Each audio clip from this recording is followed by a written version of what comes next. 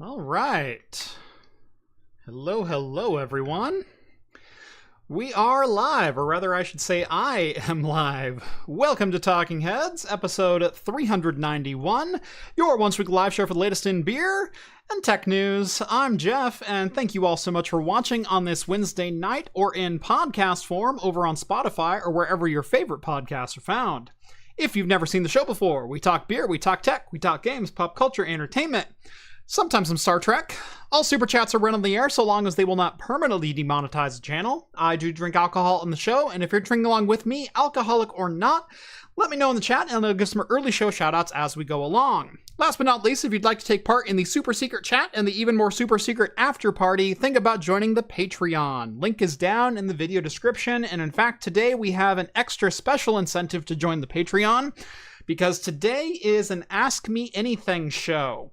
And we're doing it kind of old school. I used to love listening to radio call-in shows or, call-in segments where the host would take random questions or requests or whatever else, TRL, whatever the case may be. We're going to try that tonight with the help of my Discord server.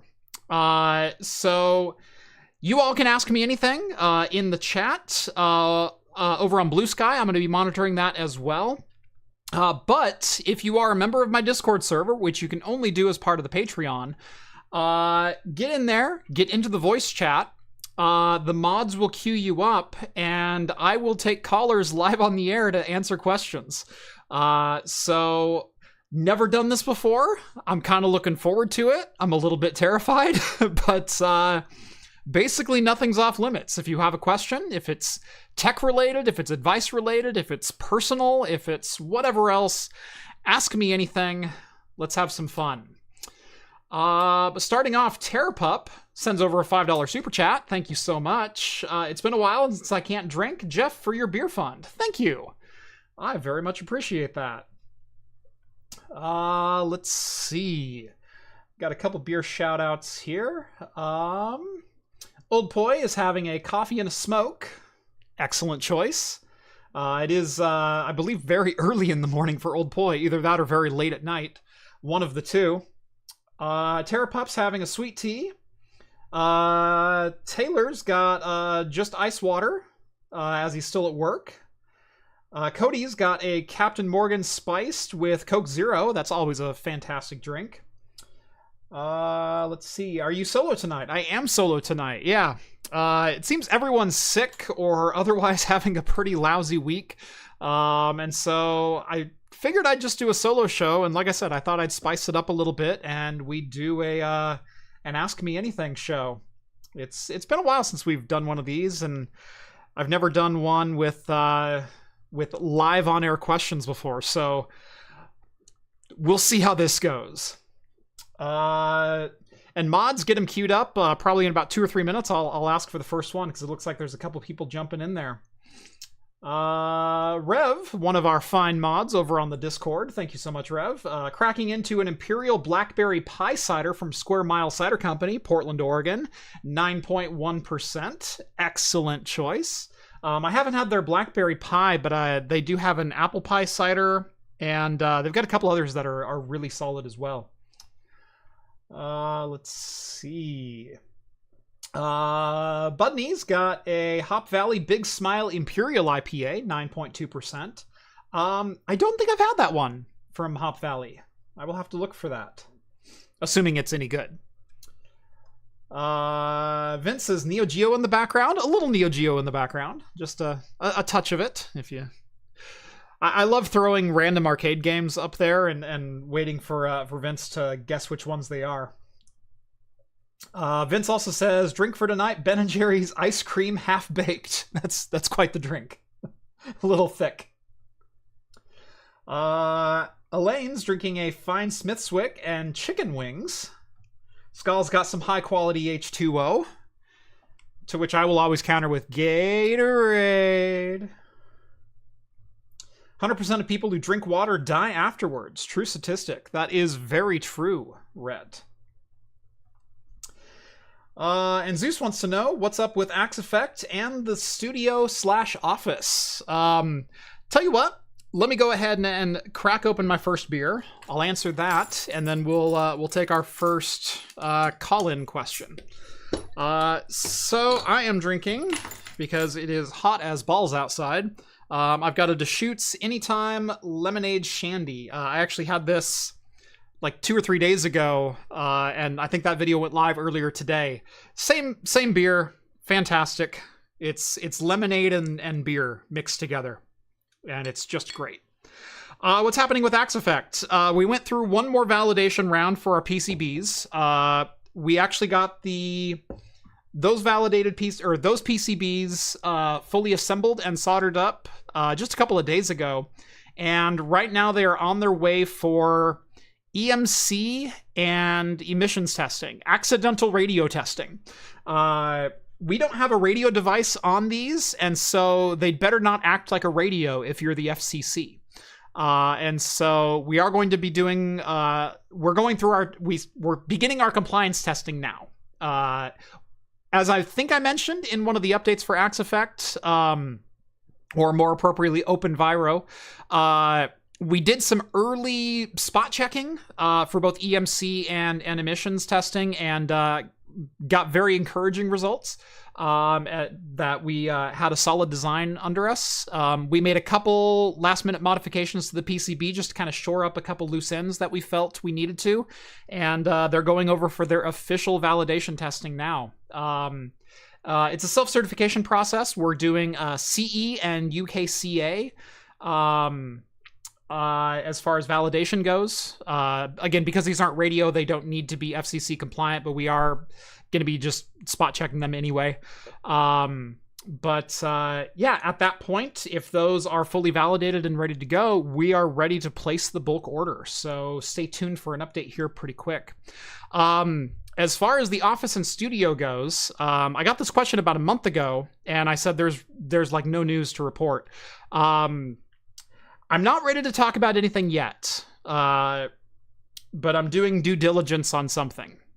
And anyone who's done any kind of purchasing, moving, renting, leasing, whatever, knows what the words due diligence means. I am doing some due diligence prior to a potential thing and prior to any announcement. But there is movement in that space. Hopefully I have news very soon. The news that I will tease just a little bit.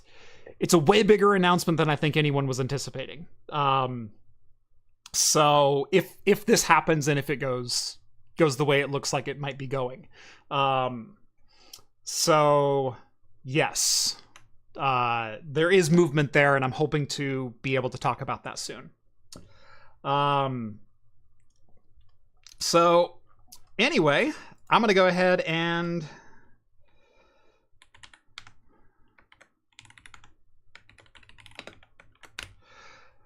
call someone up. Oh, I better join the live stream there as well. Cool. So asking for my first caller now. We'll see who I get. Terrapup says, thought you were going to be building a new studio this summer. The plan was actually to build it last summer, and that ended up not happening for a variety of reasons, which hopefully during an official announcement I will talk about in full. But caller number 1, you're on the air. Hello, Jordan. Yeah. This guy, where'd he come from, eh? This guy, man. I'm glad to hear your due diligence is going well there, bud. Yes. Yeah. I got a good question to try and open up the AMA for you. Sure. For the record, we did not script this. If you had to go back in time and redo a video that you've done previously, that it was period correct for the time, but if you were going to redo it today, what would you do with that? Ooh, that's a great question. What would I do?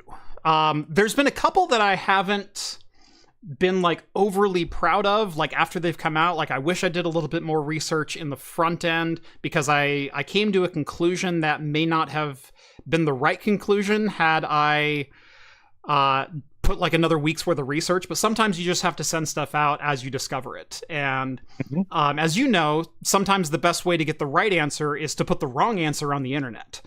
And I've definitely done that. What do you mean, as you know? I'm just saying, as you probably are aware.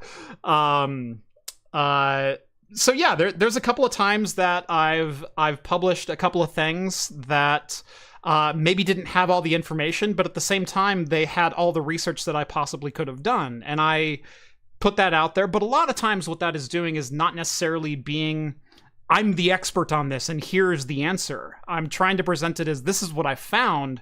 And if anyone has more information, please let me know. Because I'm just a guy in my basement. And so I don't pretend to be the authority. And especially if I'm not the authority, I won't try to claim to be. As far as a particular video, I don't think there's really one that comes to mind that I didn't necessarily have a video that I stand by. I think all of them have been pretty good. I put a lot of effort into the videos that I make. Yeah, but certainly I always wish I have all the information. How's that? I think that sums it up really well, you know? Yeah. The content game is fun. Mm-hmm. And the more info, the more better. Exactly. All right. Well, I'm going to kick you back thanks to the... for taking my call. Absolutely. Yeah. I'm going to kick you back to the Wolves now, and I think we'll move on to the next one. Sounds good, man. See ya. All right. So it's going to be that kind of show. We're just going to take random callers just like that. So that was Jordan. You've heard him on the podcast a couple of times, also known as Jordan's Tech Junk.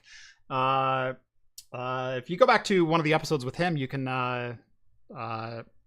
find his YouTube channel and things like that. All right. Next caller, we've got Invader joining us. Hello. Hey, how's it going? So I kind of have, it's a two-part question. What's the very first mod you remember doing that's hardware-based? Ooh. And what is the most creative mod you think you've done that's hardware-based?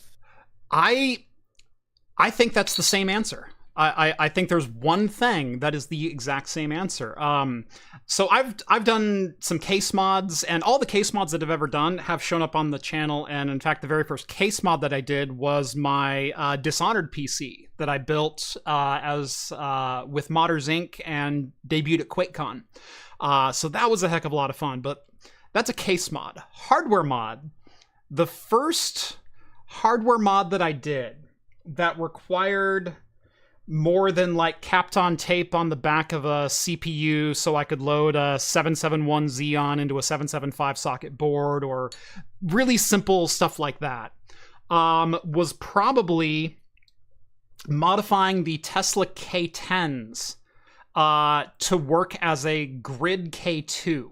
The very first and second episodes of the Cloud Gamer series.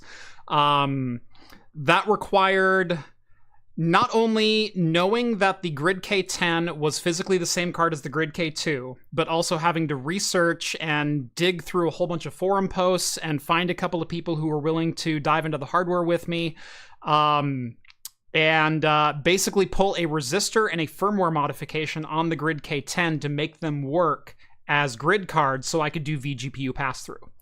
It required some 0402 resistor soldering, and a heck of a lot of reverse engineering and researching things that NVIDIA doesn't want you to know. So that was the first, and also I think probably the most creative one that I've done.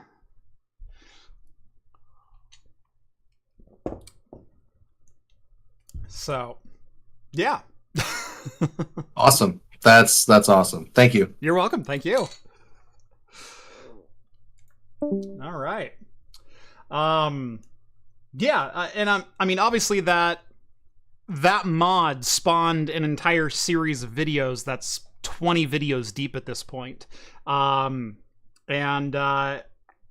I've been talking with a couple of companies as recently as this morning about doing some actual sanctioned VDI testing.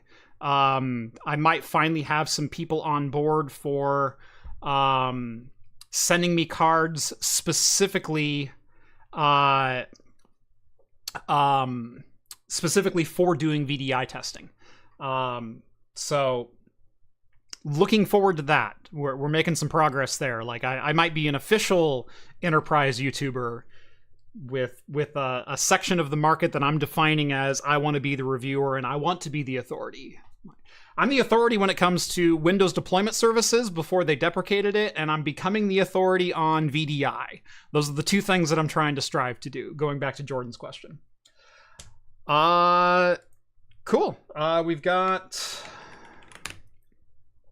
I think we got at least one more person queued up. And then we've got some text-in questions, and once I've filled the Discord one, I'll jump back over to the main chat here. He's passing. We're out. Okay, cool. All right. Let's see. Josh from my Discord. Regarding the 40 gigabit home lab video, not sure if you found this yet, but user Fohedsha or something like that on the Serve the Home forums made a walkthrough to unlock the Brocade Switch. I'm using the IACX 6610 now. Yeah, I had seen that. So this is referring to my... I bought a Brocade, I believe a 6610, when I was trying to do higher than 10 gigabit speed networking, because I was trying to do all of my video editing off of my NAS, which I had NVMe drives in my NAS, and 10 gigabit with the file sizes and bandwidth that I was trying to push through there, it was starting to stutter, and it was making editing very difficult. And so... wanted to get some higher speed networking. Tried to get the Brocade Switch, ended up buying that Brocade that had 40 gigabit ports, but they were license restricted. You had to purchase a license and a continuing support plan from Brocade to be able to use the 40 gigabit ports on their Switch. So if you didn't have the license, it was essentially e-waste. You could use 1 gigabit ports on that Switch, and that was it. Normally with hardware that is that has been declared end of life, or isn't being sold actively anymore, I have no problem bypassing license restrictions. I've done it for VMware on versions that are no longer in use or no longer supported. I've obviously done it for NVIDIA cards, AMD cards, a whole bunch of stuff, old software that I wanted to use that is no longer in use or production or at retail. The problem was that Brocade was still actively supporting that Switch with firmware updates and things like that, and I didn't feel right modifying it at the time. I believe that Switch has since been end-of-lifed, and now I would have no qualms about bringing it back from the dead, but I was kind of in that in-between zone of legal gray area of like promoting license bypass while also not paying the license, and it's a fine line to walk, but I think there is a moral line that you can walk inside of that legal gray area. So that's where I was at. All right. Vince says, LOL, Craft Computing, the Star Trek case. Yes. Speaking of case mods, I actually had a case mod. Gosh, is this 2 years ago now? I think 2 years ago. I was supposed to debut it at Fall PDX Land, I think 23. It was sponsored by Be Quiet and Thermaltake. I think both had a hand in it. And I was building a custom water-cooled AMD Epic Rome system with dual NVIDIA A5000s that I was going to use for a VDI box and bring it to PDX LAN. But beyond it being water-cooled, I had modified a 3D print of the TNG warp core, the warp core from the Enterprise D, and fitted it with an EK pump and a reservoir inside of the warp core, with the tubes coming out of it, with full lighting effects, the actual pulsed ring lighting effects. I also put custom RGB, addressable RGBs on all 8 channels of memory, and so those were also pulsing in the same pattern. I had a 17-inch display embedded into the side of the case with a custom bezel around it that had an LCARS display that showed system stats and real-time statistics on the system, real-time monitoring info. I pulled an all-nighter to get the system put together the morning I was supposed to leave for PDX LAN. And I went to turn the system on, and I checked my wiring, and I checked my wiring a dozen times before I fired it, and then I rechecked it after I fired it. And my wiring was correct. But one of the RGB controllers that I had purchased wound up sending 12 volts down the 5-volt rail. And so all the power for the RGBs... Oh, and by the way, there was also a Raspberry Pi that was powering the display as well. So it was a separate system that was displaying some of those real-time stats. It sent 12 volts down the 5-volt rail. It actually blew up some of the RGB in my system like popcorn. Like pop, pop, pop, pop, pop, pop, pop, pop, pop. It was quite energetic when it went off. And it blew up the Raspberry Pi. It blew up the monitor. No, it didn't blow up the monitor controller. It blew up the RGB. It fried something else too. I don't remember what. The motherboard and the CPU were fine. The memory was fine. The cards were fine. It was just like all the ancillary stuff that I had plugged in, it just died. Huge cloud of smoke, all custom wiring, gone. And I was so heartbroken, I tore it apart. I had to call Be Quiet and Thermaltake that morning and go, guys, I can't bring this. It blew up on me. My wiring was correct, but my controller gave out and sent full voltage down a line that shouldn't have had full voltage, and blew it up. And that was like 5 in the morning that happened. So yeah, that was fun.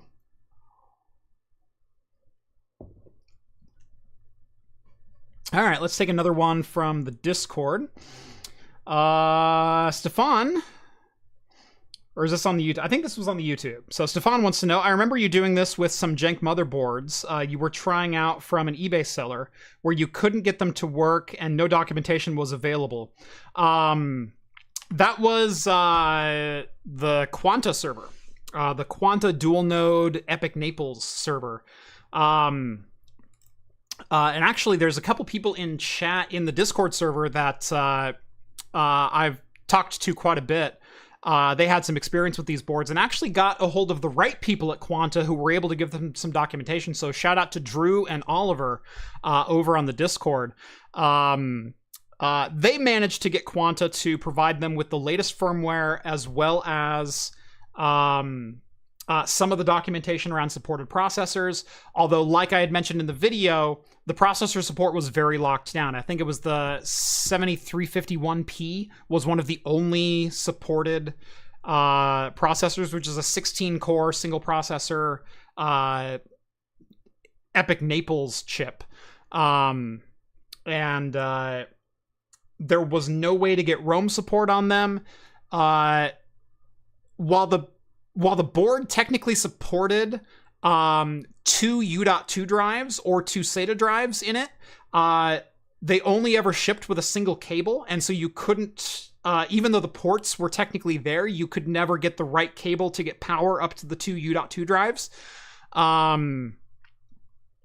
There was a couple other jank things with that box as well, but again, one of those systems that's just destined for e-waste because of short-sighted or lockout decisions by a company. So yeah, screw you, Quanta. Zeus wants to know, are we going to get a Home Lab Tour 2025 anytime soon, or has not enough of the rack changed? Possibly. I think right now I'm going to hold off until possible decisions are made on such and such studio upgrade. But no, the rack as a whole really hasn't changed. I am working on actually like rejiggering a lot of my rack right now, and it hasn't changed yet, but I'm working on plans to make it rejiggered. And so I think as soon as that happens, you'll see the videos leading up to that, and then maybe a final tour, whether or not the rack stays in my garage or not. So stay tuned. All right. Let's see. Rev says the problem is that everyone has access to Jeff whenever they want. So when they have a question, they just ask him. Yeah. I have a pretty open ping policy on my Discord. If you have a question, just ping me. Just let me know. My Discord's always open. I don't mind getting pings. I'm not one of those people that freak out because someone pinged them. That's kind of what I'm there for. Also, my Discord is a buy-in only. There is a paywall at the gate. And so, you do pay for the access. And so I want to make myself available. But also every week after the show, we often do an after party where after the show, I will jump into voice chat and people can ask me whatever they want there too. But like I said, I thought it'd be kind of fun to try doing a call-in show if people have some questions. Oh, and Skull says we do have one. Send them in. Cool. So I think we got another caller.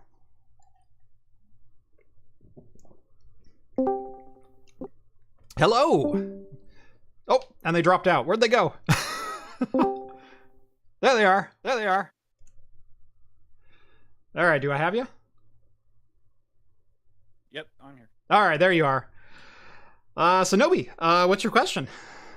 So, with the proliferation of small devices, thinking like mini PCs and the less than 1 liter ones, do you believe we're going to see more of that in both the home lab and also in the end user space?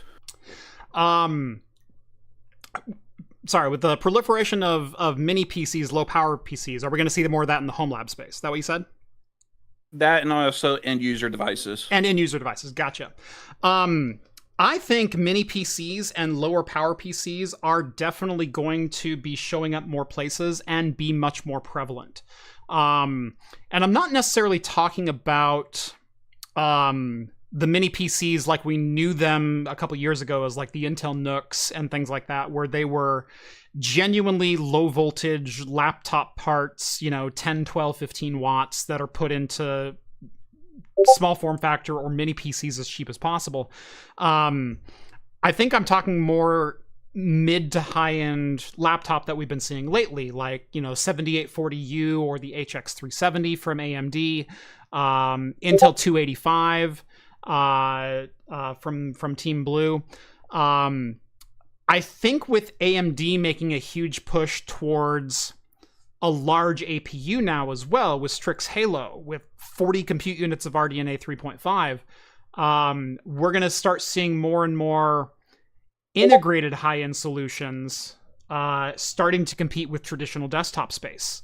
That has been where game consoles have thrived for almost the last 20 years, as being basically dedicated APUs or systems like that.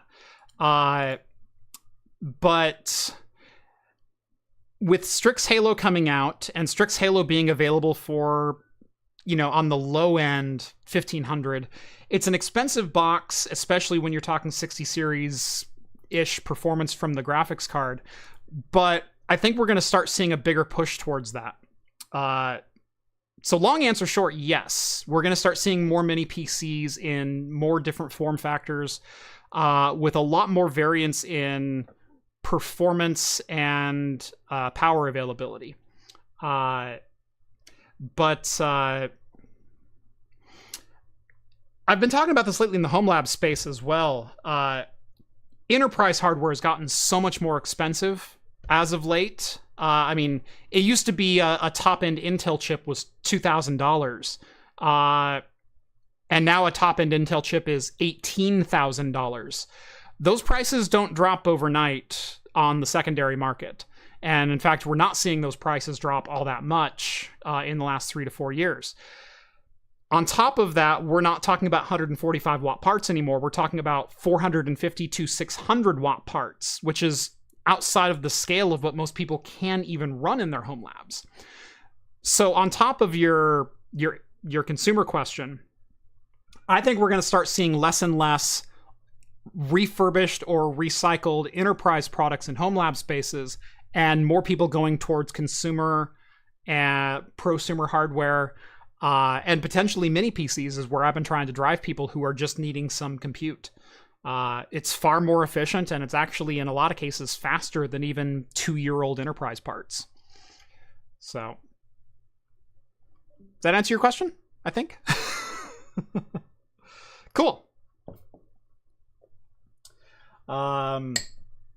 Yeah, Bundy checking in. Also, the power consumption of new enterprise is nuts. Yeah, again, like 600 watts on some CPUs, not to mention, multi-kilowatt GPUs that we're starting to see out with, MI350, MI355 out of AMD, as well as, Blackwell in enterprise, 1600 watt parts for a single graphics card.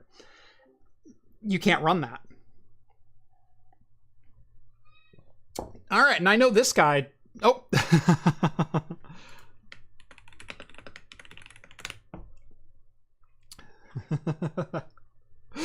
They sent him before I was ready, but we'll take him anyway. See if they pop him back in. All right, next caller. Hey there, long-time viewer, I guess second-time caller now? Second-time caller, yeah, you've been on the show once before. Yeah, something like that. Yeah. So, like, as you mentioned earlier, we usually ping you in real time about a lot of stuff, but there's actually something I've been working on this week that I've not discussed with anybody yet. Oh, boy. And I'm wondering if you have insights on it, because it's a home lab thing that almost nobody has touched yet on the internet. Okay, what are you working on? I'm curious. What are you running right now for your network time server? I'm forwarding everything to NTP1.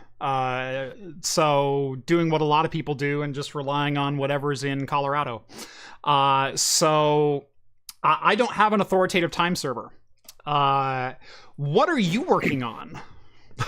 So the thing that I've been doing is, when you're doing time servers over the internet, you're going to have a lot of jitter, and if every machine is each individually requesting out, they may get different jitter than each other, and so your machines are going to be slightly skewed from each other, right? So at a bare minimum, the idea I've been running is I want a local time server in my house, right? Mm-hmm. And this whole time I've been using public time servers, like you said. University of Washington runs one, which is here in Seattle. Yeah. Google has one at their various data centers. Cloudflare, RIP their DNS this week. Right. But what I wanted to do is, what if I did the actual home lab route and set up my own Stratum 1 time server using GPS? And so that's what I'm working on right now, and I might be publishing some stuff later, and I want to get some feedback from other people on what's going on with that, and I want to see more people in this space, basically, because it's the area of home labbing nobody's touching yet, really. Right. Yeah, it is an interesting thing, because a lot of network transmission is based on not only physical time, but also the amount of time that a switch thinks it is taking to transmit and receive. Yeah. And so, yeah, your little bit of jitter between two devices can absolutely impact network traffic, especially if you're asking a lot of your network traffic. Yeah, and I've mentioned this before, like, my day job, like, I'm a database admin, right? Mm-hmm. And databases or any other clustered technology, like, once you go beyond one node where you have multiple nodes talking to each other, like, how do they keep in synchronous with each other? And part of that is literally how accurate their clocks are. Mm-hmm. And so it's one of those points of concern that I need to worry about in the day job, so why don't I bring it to the home lab and worry about it here and give myself more stress? Right. Because isn't that why we build home labs? There's multiple reasons why we build home labs, but one of them is to tinker and to learn for your own professional development. I mean, that's what I think the core of home lab is we all enjoy this stuff enough and we want to learn more about it. And so we go to work and we do it professionally, but then we come home and now we get to tinker. Now it's a lab. Now we can break things and then fix it and know why it broke. And then if that same thing breaks in production, now you have the tool set to be able to go fix it in production. And so other people just want storage for a bunch of Linux ISOs. And so they're, you know, two sides of the same coin, really. Right. But yeah, that is the essence of home labbing, is figuring out how to do things. So, challenge for chat real quick. I want chat to tell me and Jeff what you guys are using for your time servers, because I've been doing a lot of research on this, and I want to get more points of input. A couple of people have already chimed in, running NTPD on Debian. I'm sure you've seen the Jeff Geerling video where he went over the at-home atomic clock. I have not seen that, actually. Oh, yeah, this was, I think, maybe about a year ago. There's a company that put out a PCI Express card that is an atomic clock for local NTP. Cool. Yeah, so if you're not aware of that, yeah, definitely go check them out. All right, thanks. Absolutely. All right. So that was Vince, everyone. Circuit Rewind, as a lot of people know him. He's always a great talk to. This guy again. Jordan is back with a follow-up. Yeah, I spammed the phone number until I got through. Yeah. So this is specifically a retort to Vince, because I pseudo-solved his problem inadvertently with one of my solutions. So as everybody probably, well, anybody who follows the lore of the channel knows, I'm a huge app geek. I run a Raspberry Pi that sits outside that has an ADSB receiver solution attached to it. So it's the bandpass filter, the preamp, the SDR. But also, I stuck a GPS module in there. And that guy sits outside, and he's hardwired PoE into my network. That's where I get my time server. Yeah, and so what's funny is, for those who don't know, GPS is not a positioning service. GPS is a time service, per se. Yeah. It uses time to calculate your position. The satellites that are orbiting us, that are part of the GPS network, they send a time packet to you, and your device calculates your position in X, Y, and Z based on how many satellites are sending their exact time code to you at the same point. Because the more triangles you can draw, the closer you can get to your exact position. So... Well, yeah. The missile knows where it is at all times because it knows where it isn't. Exactly. And so, yeah, the easiest way to get your exact time is to do GPS. Or, you know, atomic authoritative clock, which is the other method. But yeah, no, it's fun to hear someone like yourself using GPS as an authoritative time server and kind of solving that problem already. Yeah. So for just anyone curious, I'm using one of the uBlock 7 dongles that are cheapest chips. I think it was $10 on Amazon. And it picks up a GPS signal, and it spits it out over serial, and then, as our Aussie friend says, Bob's your auntie, and you get the time server running on there. Yeah, very cool. But I thought that was an interesting thing for Vince to bring up. The whole time server thing at home was, for me, it was really never an option or a concern, right? So it was never like something that I had to look into until I realized, I have a perfectly functional GPS time server sitting outside, right? Consuming no extra power. Might as well use it, and you get bonus points if you contribute to any of the different ADSB feeder sites. You get the bonus points of being able to have free premium accounts on those guys. So there you go. Cool. Yeah. Home lab service and a bonus. Tracking. See, the AMA show is turning into something else. It's an educational informational sharing show.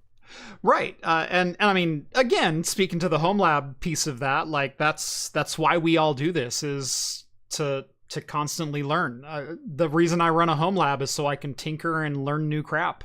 It's fun. I could never get away with the stuff I get away with at work. Right. Home if I did it at work. Right. Also, I don't get in trouble if I break things here. So, well, depends on if you bring down the entire network. Then wives and kids start shouting pretty quick. I have a very, very strict SLA on my Plex server. So, yeah, which is serving nothing Priorities. but Linux ISOs. Oh, well, what else do you have on there? I mean, Right. You've got Linux ISOs, family vacation pictures. Yeah. Right. I mean, that's pretty much it. Well, yeah. If your wife can't access the Plex ISOs and family vacation photos to show to the kids 24/7, what are you even doing? Yeah. Exactly. All right. Let's see. I'm gonna go ahead and kick you back to them, and I've got a couple more chat questions to get to here. The chat question. Yep. Oh, sorry, cut him off. Oh well. Line 4 is open now. Let's see. What's the video card you would suggest for a local LLM for home labs right now? If speed is not of the most paramount importance, still the Tesla P40 is probably the most VRAM that you can get in a single card for a fairly affordable price. You can get those in 24 gig for about $150. So that's what I would recommend. It's not much more VRAM than a 16 gig card. And some of the 16 gig cards are starting to come down to that price point where you can score one on the used market, but 24 is still kind of the undisputed king at about 150. And while they're not as performant, you can run larger models on them. And so if you give an LLM, say 3 Tesla P40s to crunch through, I mean, that's 72 gigs of memory of VRAM that you can throw out a single system. That's pretty good for an at-home LLM. So, yeah, Tesla P40 probably still. Even though they just dropped support for them, you can still install the driver from a month ago, and you're probably good to go for at least the next year. David wants to know, hey Jeff, I was wondering if you know any tricks on how to gain control over IOMMU groups and Proxmox without buying new hardware. IOMMU groups are typically hard-coded into the motherboard that you buy, based on the processor lane layout, the chip layout, and any expander layout that you have. And so some things are just going to be looped in with others, especially if there's any kind of bifurcation going in. So if you have a board with like dual 10 gig, network chips on them, but those two 10 gig chips are on a bifurcated X8 lane to give them 4X each, even though that lane was not supposed to be bifurcated. Those are going to be part of the same IOMMU group. They're going to be locked in. You can transfer them both, or you can transfer neither, and that's just the way it is. So it all comes down to literally physical layout of the board and making sure that the devices and the individual ports and slots that you want to pass through are able to be passed through independently. Or you want to group them together in groups that go to the same machine. And it really does come down to a board by board, CPU by CPU, hardware by hardware basis. Let's see. Spyco2 says, are you still on Linux? Love your content. I am not still on Linux on this, although part of me wishes I still was, because this Windows install is beyond borked at this point. Gosh.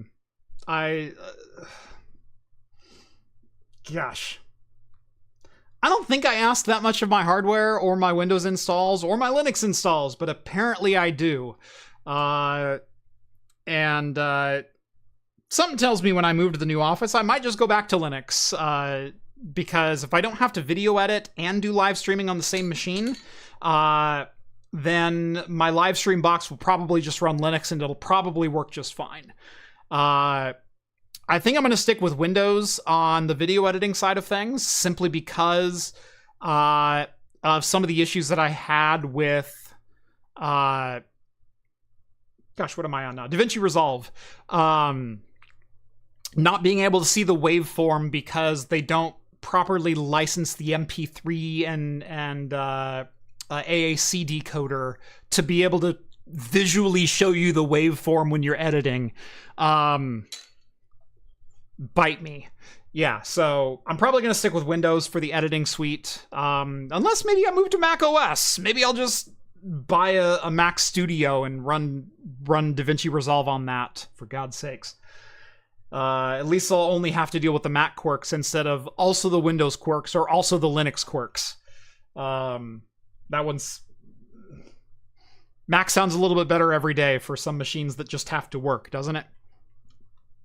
I used to run Linux basically every day. I've got a couple machines around here that are Linux-based, but as I said, even in my Linux, I switched to Linux video. That was supposed to be a 30-day challenge. I was on Linux for more than 6 months before I switched back. And that was really because the video editing problems were just driving me nuts. File access, as well as the not being able to see the waveform, was just... It's too much to work around. But I've said more times than I can count, I'm not a fan of a particular OS. I'm a tool guy. I'm not a Windows guy, I'm not a Linux guy, I'm not a Mac guy. I'm a use the right tool for the job guy. And they're all just tools, and they all have pros and cons. And once you understand it's all just zeros and ones, your options open up quite a bit. So yeah, if I could use Linux and I could get rid of some of the Windows crap that's here, I'd probably do that. If I have the option to do a pure Linux streaming PC with OBS Studio and a couple of things, I'll probably go that route. But there's a couple of things that just did not work with my layout that I think I'm going to need to stick with Windows or Mac OS for. Let's see. Jay, not a professional, says, oh wait, I got one. Are you contemplating modding the 45 drives beer fridge? I can't remember the name of it. The Beerinator! Right back there. I've actually been in talks with 45 drives about some possible ways to improve it. I think if the rack moves to a new location, I may do a little bit of modification to it. I think I have some ways to make it far more efficient than it is right now, and a couple other ways that I can tweak it and improve it. But it is a really cool novelty piece. It is not the most useful thing in the world. It doesn't keep my beers the coldest, but I freaking love that it exists, and I think that's the best summary that I can give to it. I can't recommend that you buy it because it's a $1,500 inefficient fridge, but I love that it's in a server case and it's in my rack and it keeps my beer at a drinkable temperature. That's all I wanted out of it, and it's great. So, yeah. It is a luxury item, if ever there was a luxury item. Elliot just chimed in and said, BC250 working on Bazite with a cracked BIOS flash. That is news to me. I might try to revisit that. But I've also stated I am not interested in the BC250 unless I can access it remotely. Unless I can stream from the BC250 to a remote client. I'm not, there's never the BC250 is right there. It's right under the Beerinator. That's my BC250 right there. I'm never in a situation where 12 people are going to have direct keyboard and mouse access to that. Yes, taking a blade out and being able to run it is a really cheap way to run, essentially a PS4 style GPU. But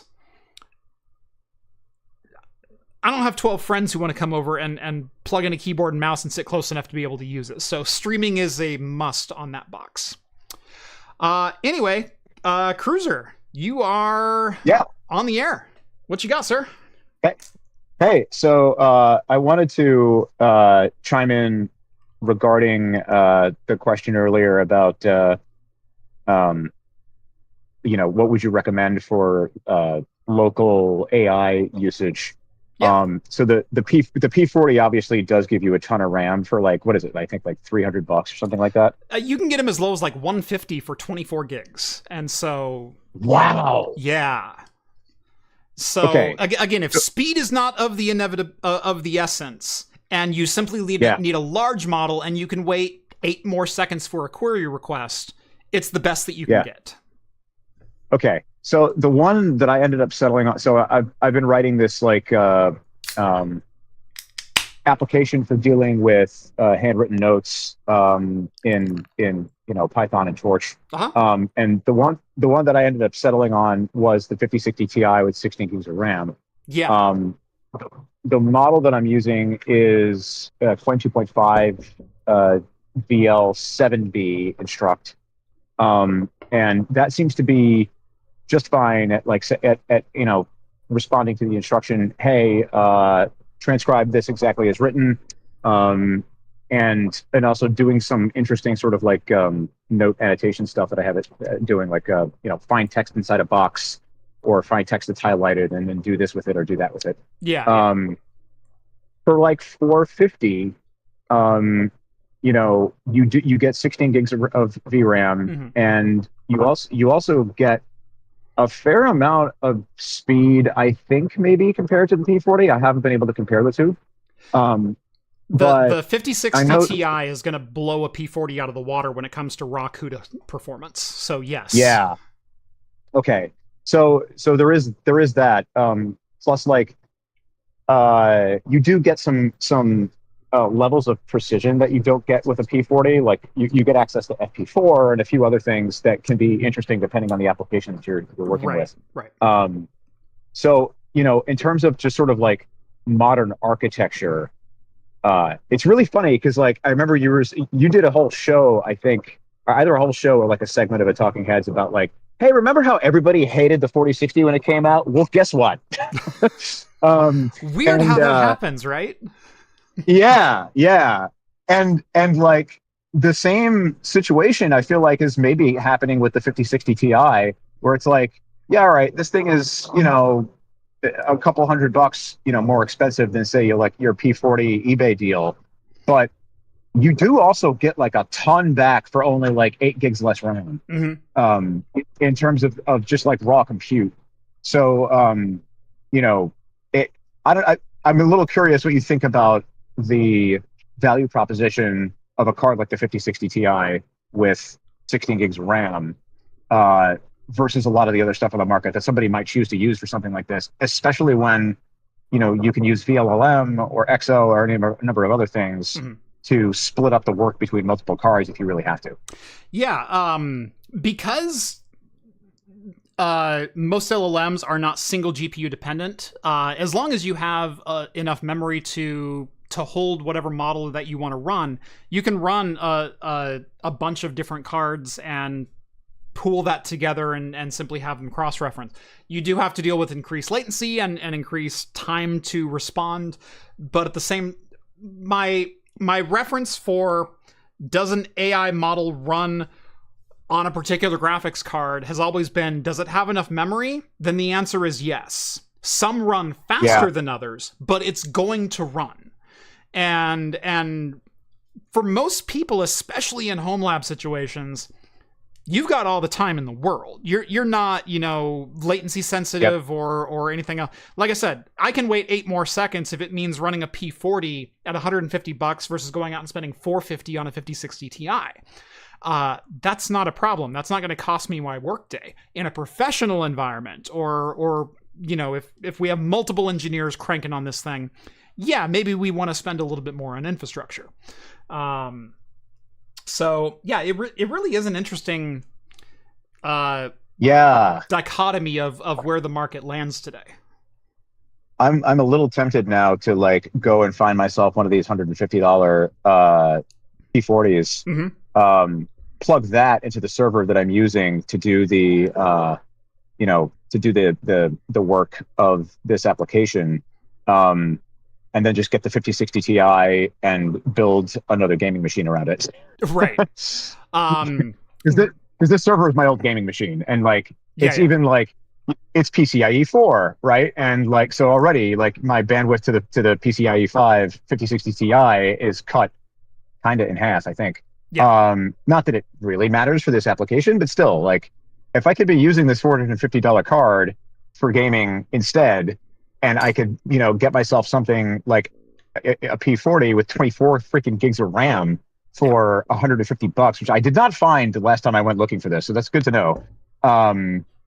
I feel like that's an easy call, because then I can just use, like, I'm quantized to int8 right now on the model that I'm using. That's a 7B model, and like hell, if I can just run it not quantized at all and just run at FP8, that'd be just fine by me. That'd be awesome. All right, so apparently my data's a little bit out of whack. The prices have spiked upwards of $300 to $450. Like, holy crap.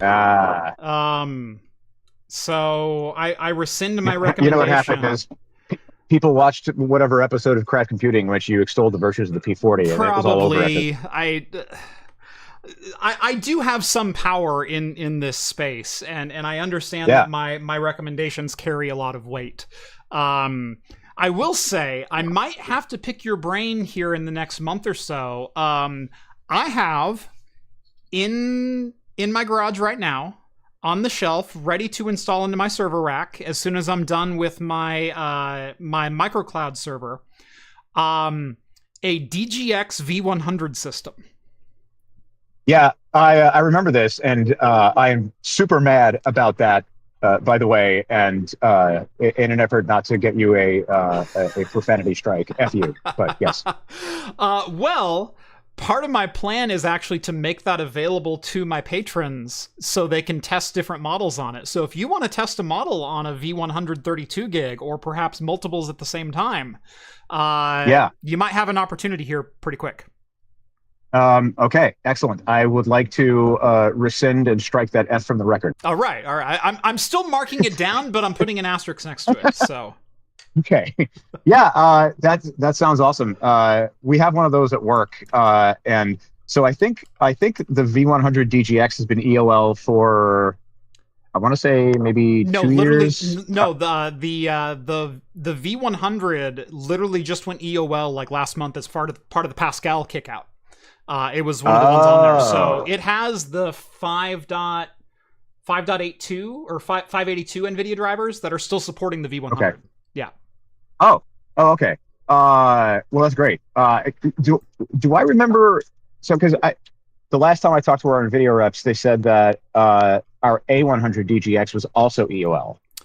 No, not to So my maybe knowledge, that's not right. because that's still Ampere. That's because Turing and Ampere are still 100% supported on every SKU.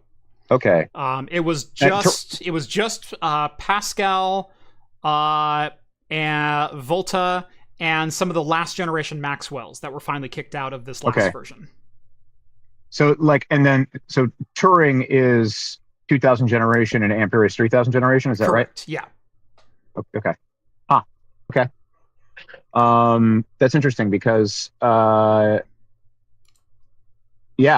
so like I think they had told us that our V100 had been out. Not the card, the DGX had been EOL for a while, and that the A100 just went out like end of life. I think it was like 3 months ago or something like that. Yeah. So I don't know. It might be that it's a matter of like whether they support the card and the architecture are EOL, and the difference between that and like the DGX system itself. Yeah, sure. I think maybe the DGX system itself is EOL, but I believe they're still doing driver updates, which will still apply to the A100 SXM based systems. So yeah, that makes sense. Yeah. Okay. Yeah.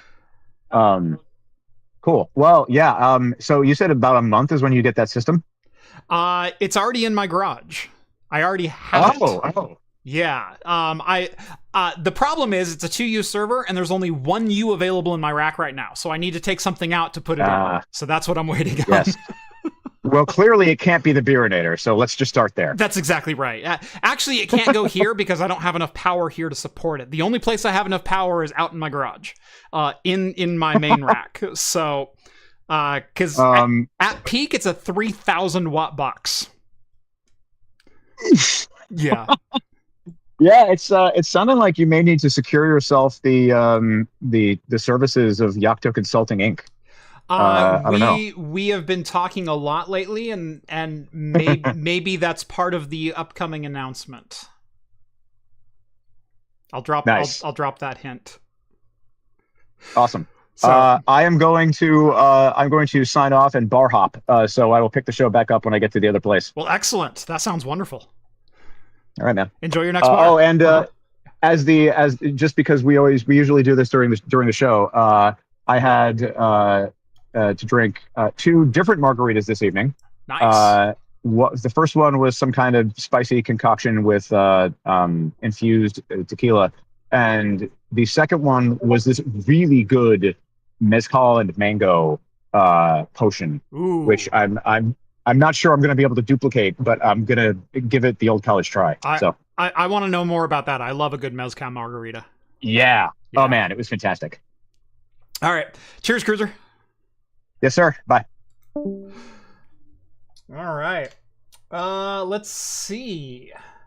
Fat Hacker chimes in for 5 Aussies. Thank you so much. GD YouTube, I got unsubscribed. No wonder I didn't see the show start. That has happened so many times of random unsubscribes. I think it's a feature, not a bug. It's frustrating. But it's the platform I'm on. Because there really is no other choice. I'm also on Floatplane. You can find me on Floatplane. I don't live stream on Floatplane. Maybe I'll have to start simulcasting there.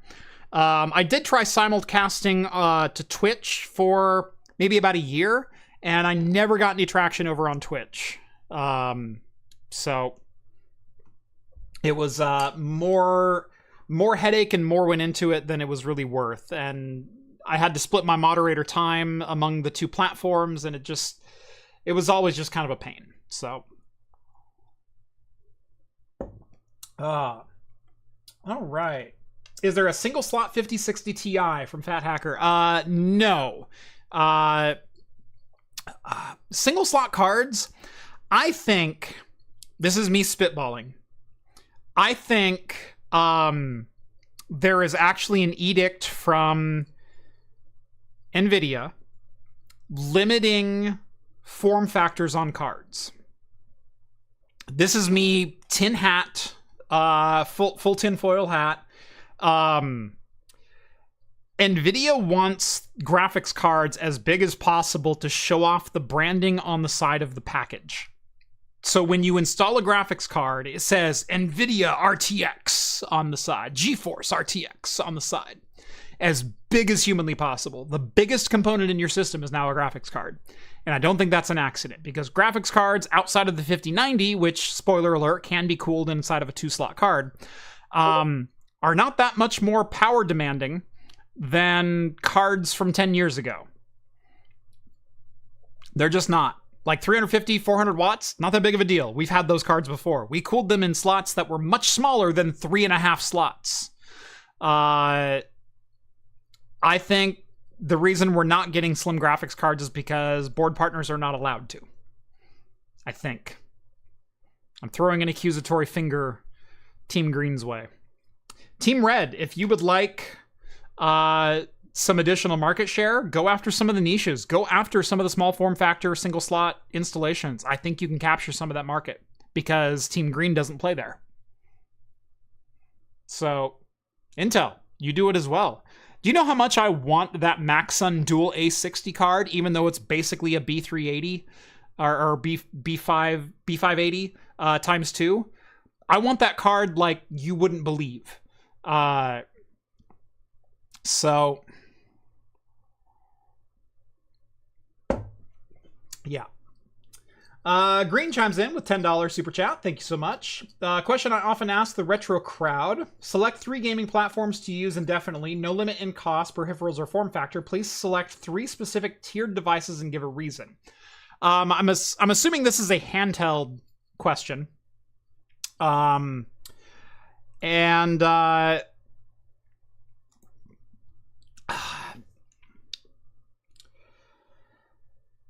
let's see. I'm going to go with my one device, the one device that I carry nearly everywhere with me, simply to play retro games on, is my Anbernic 350M. It is a metal handheld with a 3.5-inch screen. And I'm using a custom ROM on it, and I don't remember which ROM I have on it, but it's a Linux-based handheld, not an Android-based handheld. So it's super low power, and it plays up to PlayStation 1 flawlessly. And I've got, I think, a 256 gig SD card in that thing. And it's loaded with all of my fully legally acquired ROMs. And that thing I have had for well over 2 years, maybe 3 years at this point. It has been on every plane trip with me. It has been in my backpack at all times. It's part of my laptop daily carry. 'Cause if I have to go to a doctor's office and I have to wait 35 minutes in a lobby, you're darn right I'm playing Four Swords or Super Mario World or something like that. In a handheld that very much resembles, or very much the form factor of a Game Boy Advance, but with a full 4 face buttons and dual analogs and a D-pad and dual R triggers, dual bumper triggers. The 350M, I love that handheld. And there's rumors that the 477M, although Android-based, are going to follow a lot of the same form factor with a 4.7-inch screen. So I am very much looking forward to the 477M as a possible replacement, although I'd love to see a Linux variant on the market. I've said for almost the last 2 years, the One X Fly, as far as handhelds go, I don't think there's a better handheld out there. Now, it is $1,300. Especially for the F1 Pro with the HX370, but holy crap, it's the full package. It's the right form factor. It's a 6-inch or 6.5-inch screen, I don't remember which. OLED display, 120 hertz. 95% as comfortable as the Steam Deck, and the only thing it's lacking is the touchpads. Full Hall effect joysticks and triggers. Touchscreen. Full Linux compatibility, so it runs on Bazzite. You can install SteamOS. You can do all the things that you want to do. It is absolutely killer. I love the One X Fly from One X Player. And Green says they don't all have to be handhelds. You can mix and match form factors. My example is a powerful pocket Android and a desktop and a VDI server. Yeah, and on top of that, like obviously gaming desktops and things like that. I'll just give you what my gaming desktop is now. Across the room is... Which CPU is that even? It's not my Threadripper. I took my Threadripper out. I think that's my 5950X. So it's a 16-core Ryzen Zen 3 with an RTX 5080 and a 43-inch 4K monitor. That's not what I game on. I've also built on this channel my small form factor RTX 5090 with the Minis Forum BD790i motherboard. That's also not what I game on. I game on a Ryzen 3600 and an RTX 4060. That's my daily driver gaming machine. It's a small form factor rig. It draws 170 watts from the wall at full peak, and it runs silently in my living room without drawing too much power. And that's what I game on. I game on an RTX 4060, one of the most hated graphics cards of all time. 1440p, 144 Hz monitor, RTX 4060. I play games. I don't watch frame counters for my spare time. Some people do. I don't. Oh no, I had to play at high settings. What was me? Yeah. Cool. And Skull chimes in, DM'd from our favorite Good Mate Kren. Hello, Kren. What does Vegemite taste like? I still have the box. It's right over here.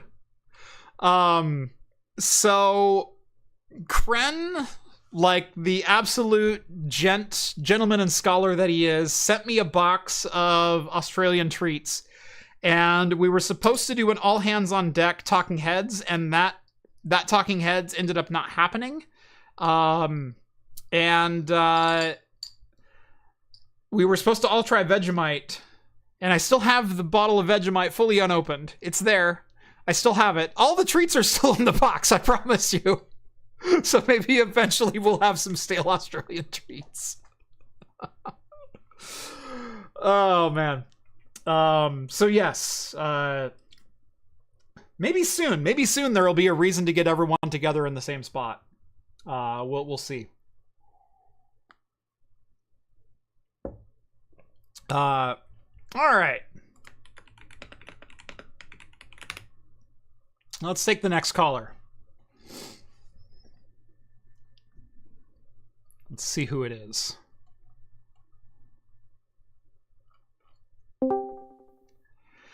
Oh no, it's Zeus. Hello, hello. Hello, hello. How's it going, sir? Pretty good. Just been enjoying my boba plus a beer, which is not a great combo. Had dinner right before the stream, so you know. Excellent. Yeah, but I was gonna jump onto one of the things that Cruiser was mentioning. I'm curious to hear your thoughts on unified memory. There's a lot of buzz around Apple and Nvidia's new chip and all that, Yeah. and how much better it is for AI. But do you think it'll finally kill our, X99, our beloved old HDD platforms, or will it kind of run in parallel? Do you think it'll be the thing that finally kills DDR4 systems? I don't think it's going to be a thing that kills CPU compute platforms. I think it is going to be a thing that kills discrete graphics cards from the AI market, which means good news for us, right? Yeah. So I have mentioned this before in a previous Talking Heads, because Apple stumbled into one of the best AI platform developments that has ever been made, and they're 4 years ahead of everyone else because Apple started developing their own silicon back with the A series processors for iPads and iPhones, where they were making basically their own APUs that were CPU and GPU combos with unified memory for mobile devices and for phones. And it's like, oh, that's cute. Now they don't have to, use a Samsung processor and some kind of Onyx graphics solution or whatever ARM variant that they can license. They're making their own, and cool, they can save on memory because they're unifying it all. Well, then that became the M series processors, which their modern systems are built off of, which then exploded into, hey, our Apple graphics can share the memory pool with the CPU, and we can allocate literally as much memory as we want. And in some of the modern Mac studios, that means 256 gigs of video memory is allocatable to the graphics card. They stumbled into literally what is the absolute best solution for demanding LLM, AI processing, etc. And yet they're falling behind the most on actual AI, LLM development in terms of the big guys. They're falling behind in development simply because AMD and Nvidia also have solutions that people are developing on, because CUDA is the default standard, and then OpenGL with or OpenCL with AMD, and ROCm has been making some huge strides. Heck, even Intel with One API has been making some market strides in the market. Rip Gowdy, yeah. Unified memory is definitely the way to go forward for unified AI platforms. If AI is your goal, unified memory should be the thing that you have. And so if we look at, the Grace Blackwell super chip, the GB300 that just launched with 288 gigabytes of unified memory on platform with 2 Blackwell processors and 1 Grace CPU. And then that is all shareable through NVLink, through an NVLink switch on a platform with up to 8 modules in the same server. So you get an NVL16 is what that's called, where they are sharing, what is 8 times 3? 2.4 terabytes of shared video memory on the same unified platform. Yeah, it's a lot. Pretty good amount. Right, and the hell with whatever you put on PCI Express. It doesn't matter. And so, yes, unified memory is the way forward for AI processing, and there's going to be a bigger divide between enterprise hardware and consumer hardware. But yeah, Apple stumbled into the secret sauce, and it's just kind of a shame that they don't support the standard APIs for coding anymore. They require you to code in Metal or Python through some abstraction layer in order to make everything work. Right. And so while the hardware is dynamite, the normal situation with Apple is, but it's a bitch and a half to code for, and not much has changed there. Yeah, I mean, do you think we're going to see like CXL stuff? Because I'm assuming there's going to be that weird middle ground where these companies are going to want to push for fully integrated solutions like NVIDIA, but then they're going to want to be like, hey, what can I expand it? Or do you think we'll never see like CXL apply to both CPU and GPU? I don't know. That's If there's enough money at the problem, it'll solve it, kind of thing. Right, yeah, exactly. If you throw enough money at it, sure. The problem is Apple. I think one of the reasons you're not seeing AI tools being developed solely for Apple Silicon, even if they run on Apple Silicon, is because Apple is not scalable beyond their single unit, whereas AMD and NVIDIA absolutely are.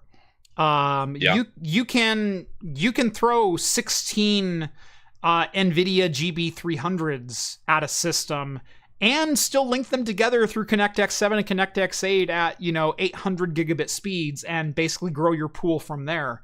In fact, I talked directly with Supermicro at Computex, and late last year they put 100,000 GPUs into a single striped architecture. Unified architecture. Right. You can also technically do that with your BC250s if you get some M.2 to 10 gig adapters. Right. That's all I'm saying. Right. Yeah. That's the cluster you should basically the same thing. But with Apple, their silicon isn't meant to talk to each other on a unified level outside of a single node. And so while I think Apple is going to be great on the consumer end or on the low-level enterprise end, hey, we just need an LLM to run. Hey, we'll buy a single Mac Studio. We get 256 gigs. Load it up. That'll run our one process. They're not going to scale to enterprise. Yeah.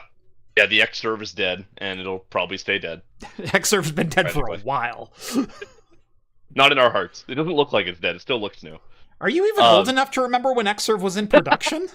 Yeah, we were. I was one of my first servers I decommissioned was an Xserve, the last one that they made. So, okay, that makes sense.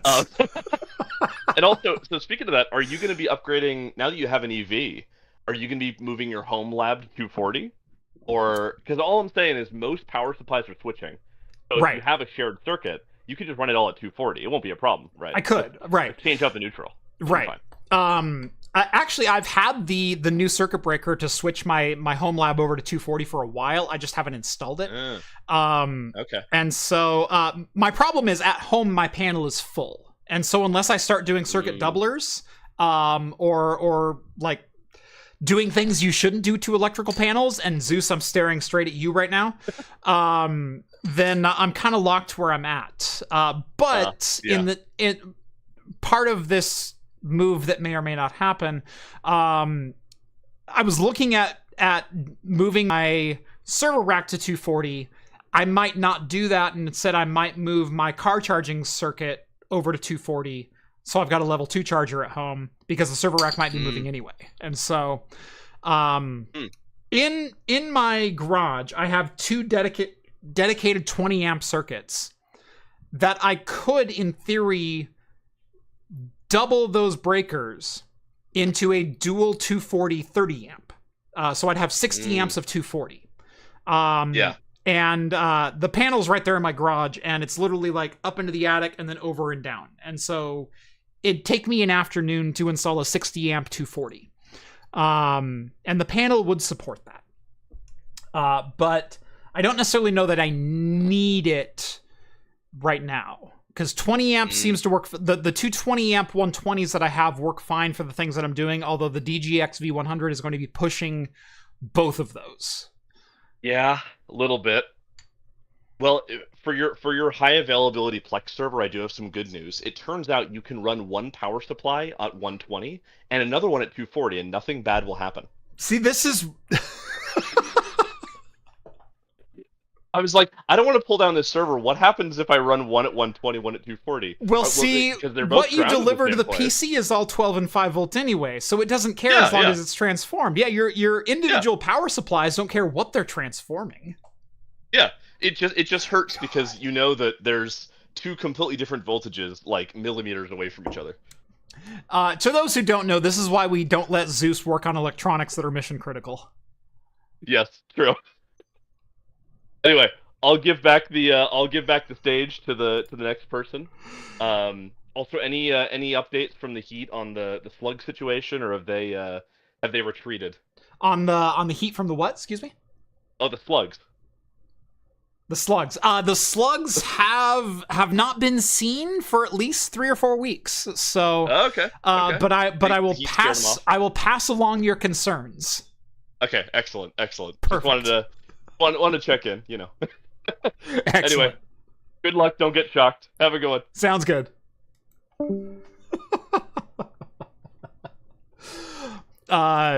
So occasionally here in my basement, a random slug will appear. And we have no idea where they come from. Because we are in a daylight basement that is 5 feet underground. We do have two access panels and a drain connected to a drainage system underneath the house to make sure everything works and the basement doesn't flood and that kind of thing. The trails don't come from either of those things. So one access panel is actually beneath my desk, and it's literally just a hole cut in the floor that goes below the slab to make sure there's no water under it. And then it's got a plastic cover on top, and then there's another one on the opposite corner of the foundation on the other side of the house. And the slugs don't come from there. And the slugs don't come from the graded drain. It's a round drain, like a shower drain. Like it's graded. And the trails don't come from there either. But occasionally we'll get slugs in the basement, and it's like, this is really concerning. Because I don't know where they come from. Those are the only 3 access panels in the entire basement they could possibly come from, and the trails don't lead to there. So...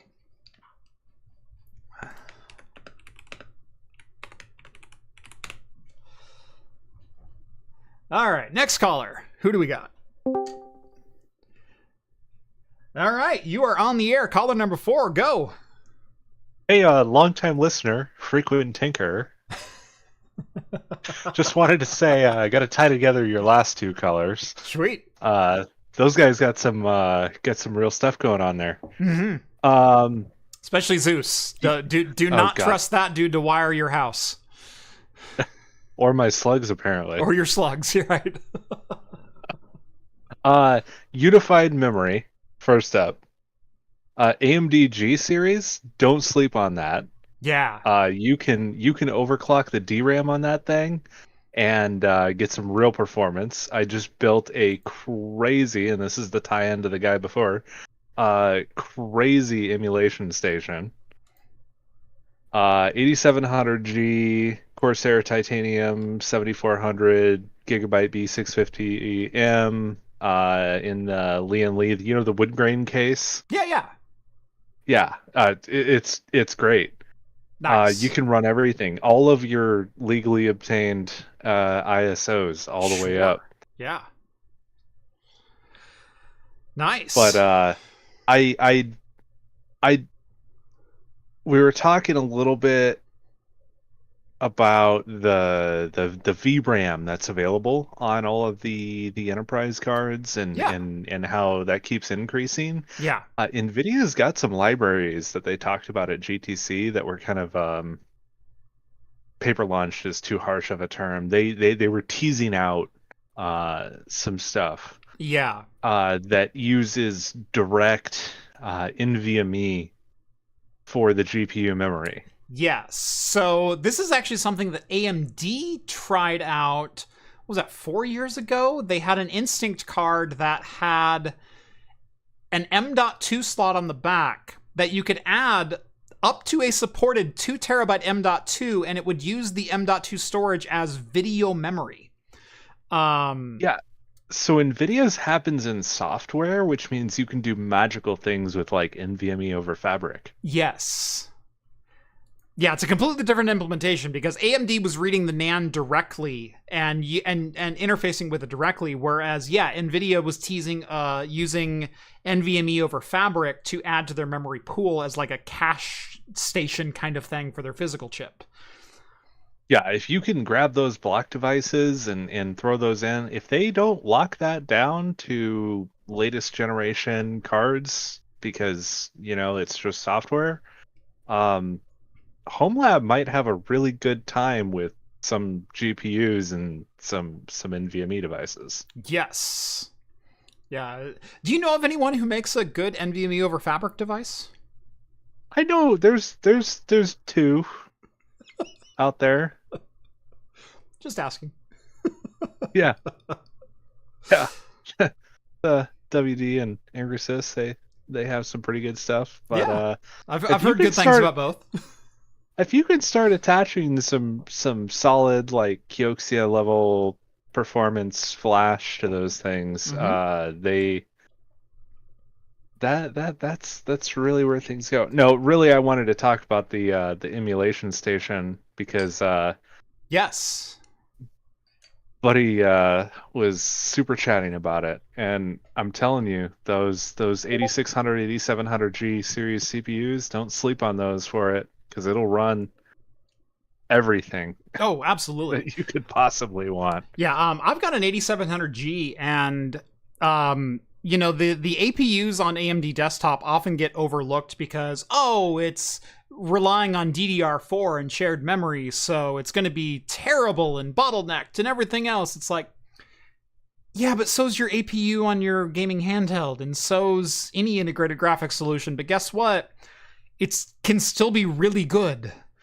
And well, with the 8000 series, it's up to DDR5, and you can overclock your DRAM on that. And weirdly enough, those things have insanely good memory controllers on them for some reason. Yeah. And the better the memory goes, the faster the GPU works. And also, if you have an Asus or a Gigabyte motherboard, that's you can get for $100, literally, you can also overclock that GPU a little bit if you've got adequate cooling in there. And now all of a sudden you've got something that's working at 85, 100 watts maybe, right, that can just sit in a cabinet in front of your TV and be the best emulation station ever. Yep. Batocera is what I ended up going with. Oh, really? Yeah, so it just straight up boots right into the Linux environment, kind of like a Kodi type experience. Yeah. And you pick it. My buddy Blaze was up here. I think he's kicking around in chat, and we put the thing together, and it was wonderful. I've got 3 people lined up in town that I live in that are like, hey, can you make one of those for me? Yeah, they're that good. I'm looking at an ITX board with an 8700G. I might have to do a video on that just to kind of kick it around and see what it's actually capable of, because obviously everyone always wants that console-like experience, but we also love our emulators, and I'd love to see what that's capable of. I know PS3 emulation has made some massive gains in the last 6 to 8 months. And so it might be interesting to see what that 8700G APU is capable of when it comes to some of the higher end stuff, PS3 and Switch emulation. Well, if you give it just a little bit more DRAM speed and a little bit extra on the GPU clock, I can tell you with great certainty that it's more than up for the task. Excellent. Take Nice. a look at the higher end DRAM for it for sure. Yeah. The higher speed, lower timings. The thing is very sensitive to quality of DRAM, and AMD will say as much about it, but I think it gets missed because you go to you go to Micro Center, you go to the computer store, and they're like, oh, here you can get this DRAM and it's only $140. Yeah. And they're sleeping on what the benefit of it is for that particular chip. Yeah. Because it is unified. And with the unified conversation, it's configurable. Most of the BIOSes will let you go to at least 16 gigabytes of DRAM for the GPU, which if you're putting 48 in a system, what's it take to get a 16 gigabyte NVIDIA card? Me personally, $450 as it turns out. Yeah. Me personally, I don't care if it takes longer to get the LLM response, as long as the LLM's running where I can watch it. Right.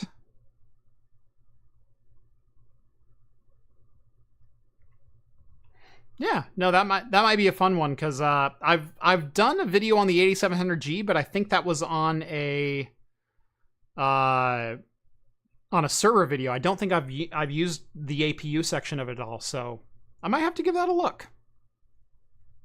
Yeah, and on the server side too, if you put that into something like an Unraid setup, and chuck it in an HL15 case and turn it into a really big fat NAS, you can pass that GPU into a little VM. Ooh, that might be fun. I think I still have the largest all-flash HL15, but that's neither here nor there. I was trying to build a bigger one, but well, Oh. almost had the hardware for a bigger HL15 flash server than you had secured, but yeah. Yeah. The Liam Lee A3 was just, put together because the wife said, hey, it can't look like crap. I don't want a server sitting in front of the TV. Right. So. Oh, is there enough room in the back of the Beerinator for an ITX case? Ooh. Not really. No. And that's where all the heat dumps out anyway.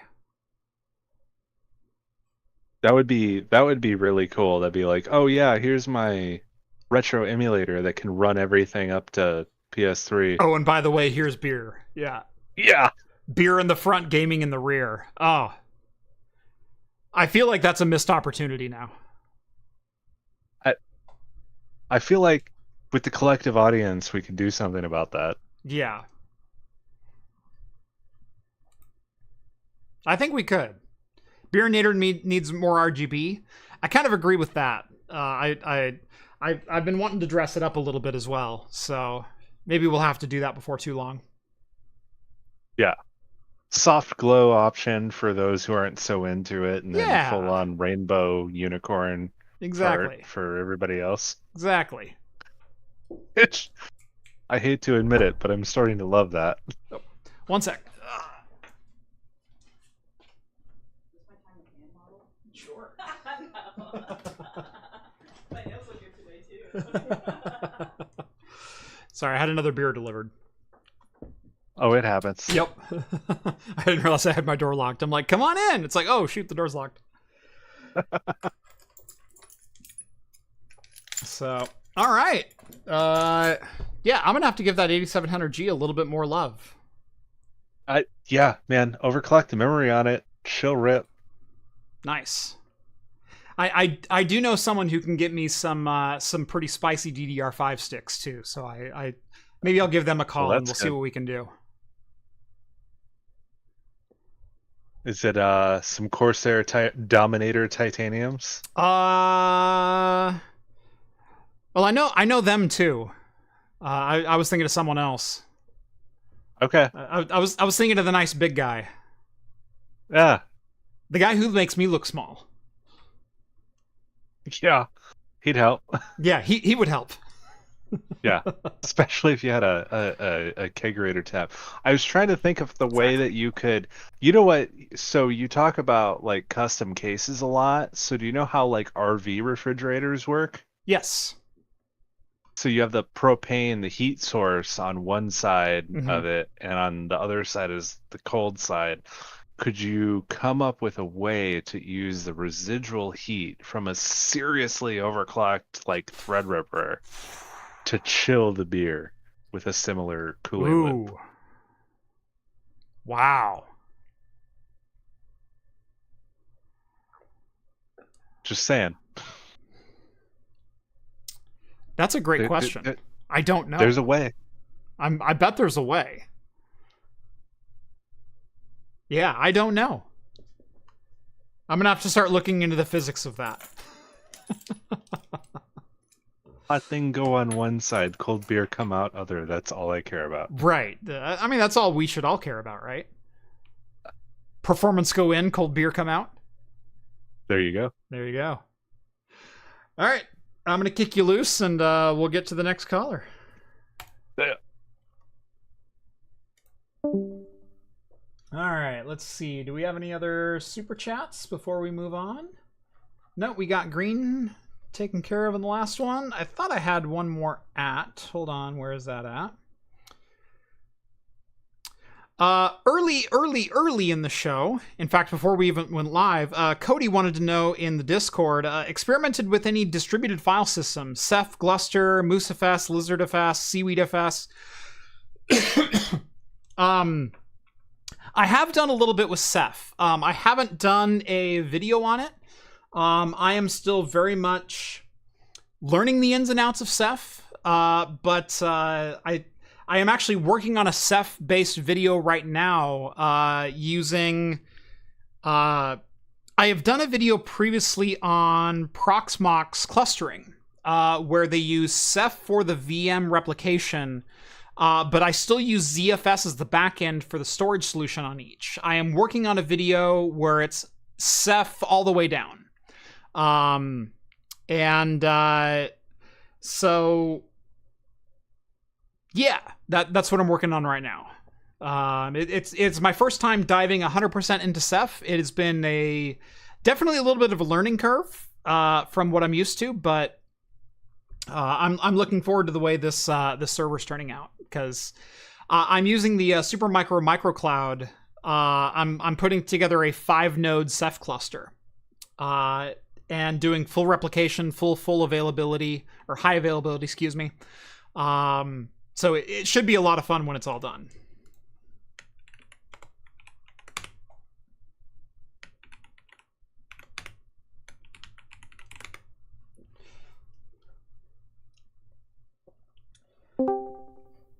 All right.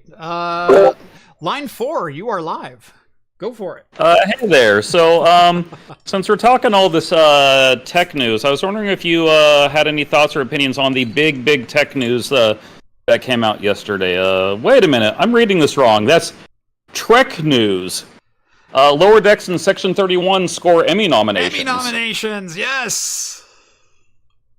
Yeah, I figured we needed some Trek talk on here tonight. Absolutely, I appreciate it. Lower Decks. I can't say enough good things about Lower Decks. Same.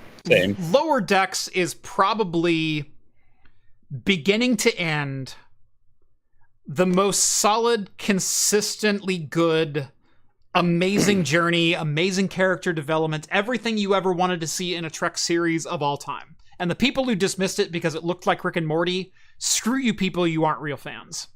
100%. Lower Decks has some of the best all-out Star Trek moments. It has some of the most accurate lore.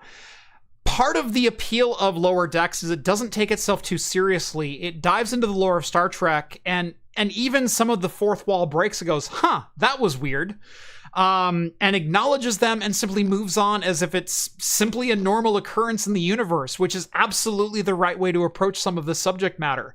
One of my favorite things, I'll give a minor spoiler to people who haven't seen season 1 and the beginning half of season 2, is one of the bridge officers dies in a horrific episode. The season finale of season 1, their tactical officer dies saving the ship, and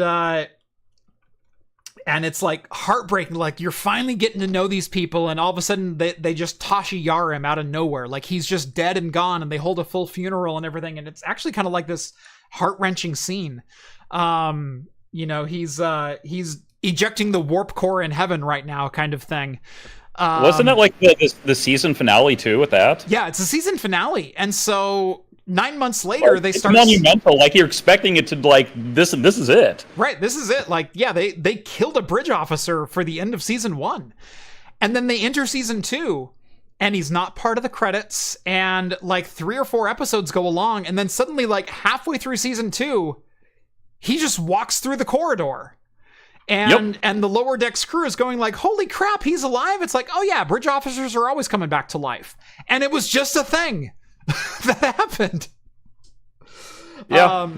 And they actually do this full canon exploration of like, oh yeah, just sometimes you come back to life. Sometimes bridge officers like die and they're dead for 6 months, and then, he got Genesis deviced or whatever.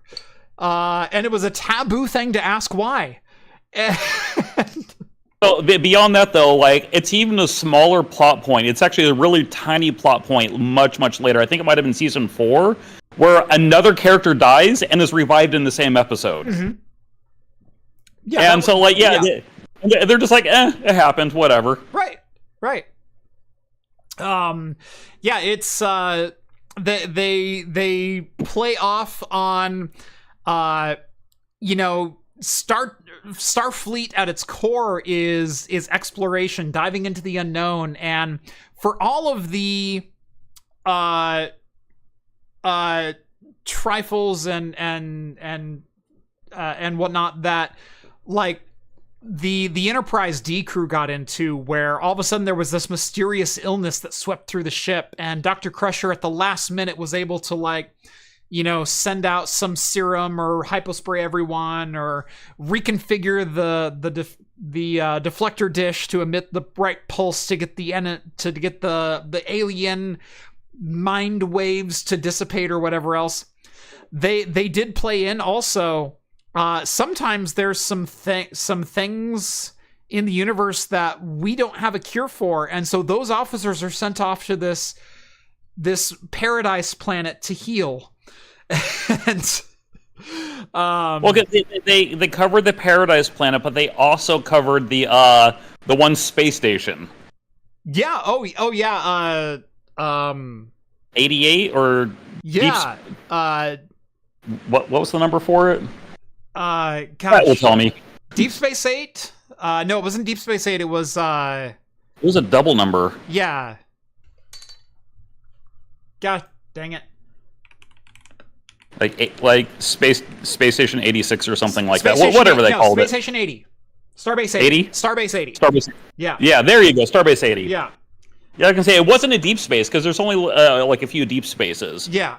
Of where they send their worst of the worst as far as officers and crew, and it's very much like, they're not sending their best there. Right. Where careers go to die. They explored that whole side of Star Trek. Through and through, there's not a bad episode in any of them. Yeah, I will say there are good episodes and there are great episodes, and there's nothing below like a really good episode. Mm-hmm. Yeah. One other thing I wanted to bring up, though, so it's great to reminisce about the past, and it's cool that they're getting awards, and I don't know, like looking at the Emmys for Section 31, it's the audio production, not so much the story, because we're not going to talk about that. Right, that makes sense. But looking at the future, I do believe it was mentioned in one of the side chats here. Starting tomorrow is Strange New Worlds season 3. That is tomorrow. That's tomorrow. So thank you, Nobi, for that one. I think that was Nobi who mentioned that. Nobi, however you pronounce your name. Yeah. July 17th, Thursday. You're right. Yeah. It's a new Trek season, baby. New Trek season. We have new Star Trek to talk about tomorrow. New Trek season. So excited. Yes. Whatever shape Paramount themselves may be in, I'm always excited for new Star Trek. And Strange New Worlds also has been good to great. Like there hasn't, even the musical. I love that episode. Right. So my opinion of Strange New Worlds is like the first the first episode or two, like they started slow, and especially because I was already a couple seasons into to Lower Decks before I started Strange New World, so I kind of watched it a little bit backwards, and I'm like, this is just really, really slow progressing. But then once I started like actually following the story and the character development, I'm like, this is cool. Like, this is actually like, it's well acted, it's well written, and holy crap, like their special effects and their cinematography, I think blows away the movies even. Yeah, I would fully agree with that. I have been such a fan of Strange New Worlds, the direction that they've taken Star Trek, the return to a little bit of campiness, and same thing with Lower Decks, is acknowledging that campiness is part of the charm. With Discovery, they tried to go fully dark all the time, dramatic, perilous, etc. And the problem is, if it's full drama all the time, then it feels like no drama. It feels like that's the norm. Yeah. When the norm should be exploration. And maybe this weird side story, or maybe a holodeck mishap. Like, as much as we rag on the holodeck episodes and the New Havens and whatnot, they're also fun, and they give some grounding elements, and they genuinely give some good character development and let you learn more about the crew in a non-life-threatening situation, and that's totally okay. So Lower Decks had a holodeck episode, and like they showed Moriarty on the screen, and I literally just pointed at my screen and shouted Moriarty, right? Yes. Like, you see that, and the thing is that's not the whole episode. Like they're not just reliving a new next gen episode. It's just like, we're gonna give the shout out. He's gonna say like one or two lines, and then we're gonna move on with our new characters and not focus on the old ones. Yeah, exactly. Which like I love how they did that, and like the stuff they're doing with Strange New Worlds though is just, again, like the musical episode was the one that was probably the most controversial on the internet, but like it was a fantastic episode. Yeah. And you go back to like Next Gen, and they had weird episodes like that. You go back to Original, and they had weird episodes like that. That's always been Trek. Yeah. My favorite episode of Strange New World so far, I'm going to give it a little bit of spoilers because this is season 2. But the episode when La'an Singh is sucked back in time with an alternate universe James T. Kirk, and they have to solve a terrorist plot, and they end up solving it, and La'an learns something about her past, and then that whole timeline is actually erased. So she goes back to her current state in the future. She's the only one who knows what happened, and has like multiple gut-wrenching character realizations and character building moments, and some of the most genuine, heartfelt, holy crap, emotional moments that I've ever seen on Star Trek, and she has to keep them to herself. It is one of the greatest episodes in Star Trek history, And Yeah, like well, when she returns back to her present time, just not being able to like process or deal with any of that afterwards emotionally, the right? amount of trauma that poor girl endured in an 18-hour span, and then she's just dumped back into her timeline, and is actually visited by like Star Trek time police for lack of better words, and they said, hey, we detected an anomaly, and is everything okay? And she says yes, and so they like fully debrief her and everything else, and they go, obviously you can't talk about anything that happened, and we'll be going now, but we'll be keeping an eye on you. And then they vanish again, and then she contacts actual James T. Kirk within her timeline and says, yeah, just following up on a couple of things in this report, and thanks for checking in, and then just breaks down into tears. And holy crap, one of the best episodes of all time in Star Trek. Yeah, so speaking of time travel, like I've been recently rewatching all the old movies, right? Mm-hmm. So I watched First Contact. So good. And it's like, let's just forget the Prime Directive. Let's just forget the timeline exists at all. And why does nobody know that all of those characters were like in like the greatest moment in Trek history? Like, they had no recording devices to show that all of the next-gen cast were there. Right. I mean, it was in the fleeting moments of World War III, and, you know, most major cities have been wiped out. Like, that's all canon for 2063, and who knows, maybe we're heading that direction. Look how well documented historically, though, like the way the characters talk about the First Contact event, though. Mm-hmm. Without even knowing they're the ones there on the ground 10 feet away from the event. Right. It's like, did they specifically instruct everyone around them, like, hey, you can't record the fact that we're standing here and talking to you right now? Like, did they do that? Right. I mean, the fact that it was Riker on the Phoenix with Zephyr Cochrane, and that's not recorded at all, like... And Geordi, too. And Geordi, yeah. Both of them, yeah. That's what I'm talking about. Like, they were the event. Right. It's like, who rode the first, you know... I can tell you that Neil Armstrong was the first man on the moon, but Buzz Aldrin was the second in command who also walked on the moon. And, right. The one who stayed behind in the capsule, who later walked on the moon, god dang it.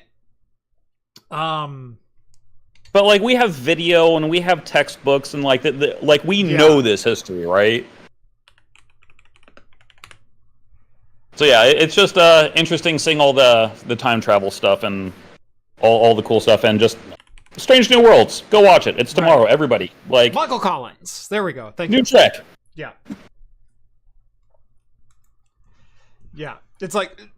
But yeah, we have full recorded history from 1969 of who landed on the moon, and video recordings and audio recordings of all of them, but somehow Riker and Geordi being on board the Phoenix is lost to history.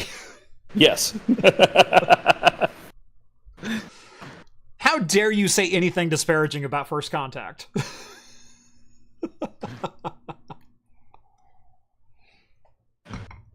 I'm gonna have to just kick you off the show just for that. All right, I'll chat with you later. All right, sounds good.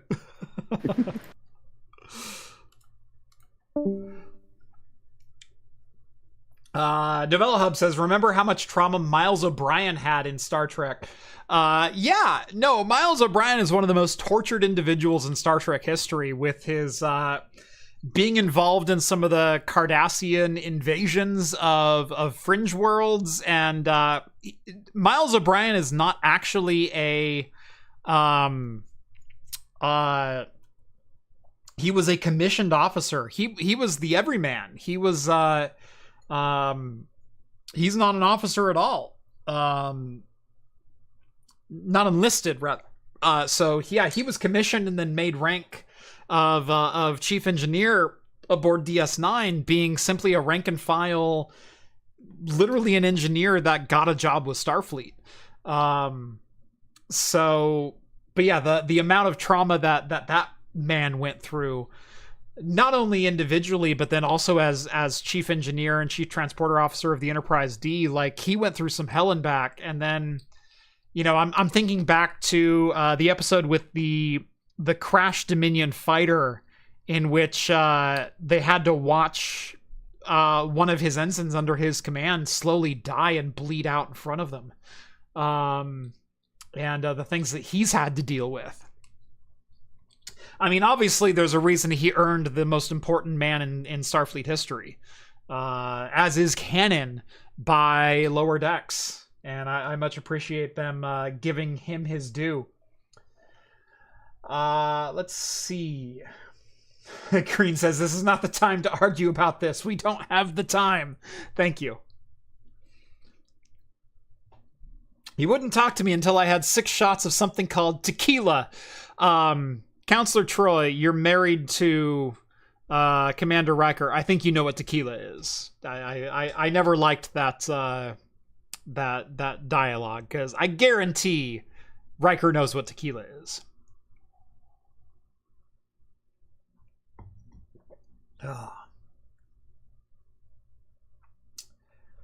Let's see.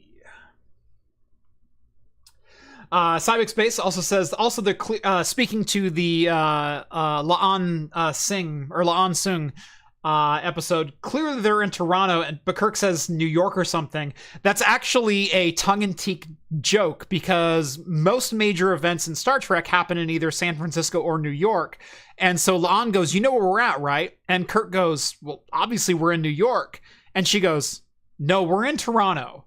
Like, you should know that. But in Kirk's timeline, all the major cities had long been wiped out.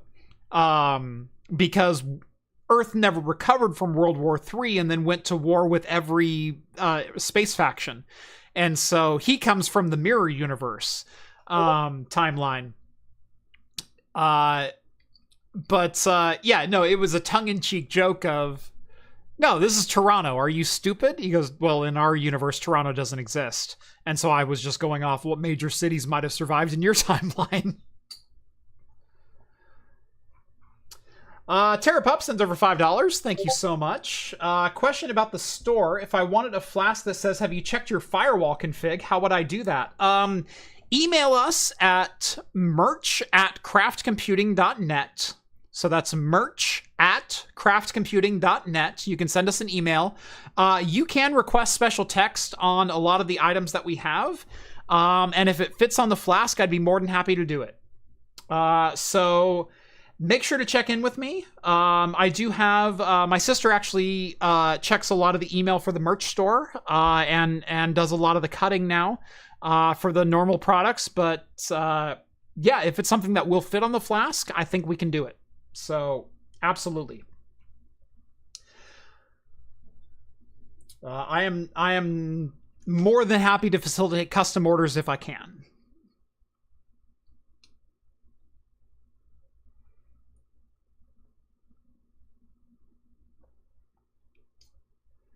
Let's see.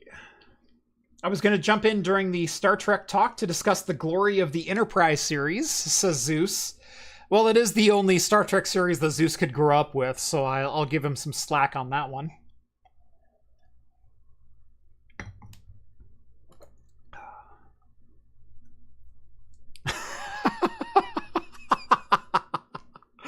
Also, Zeus, I want to let you know that my sister says, you are dead meat, I'm going to beat him up.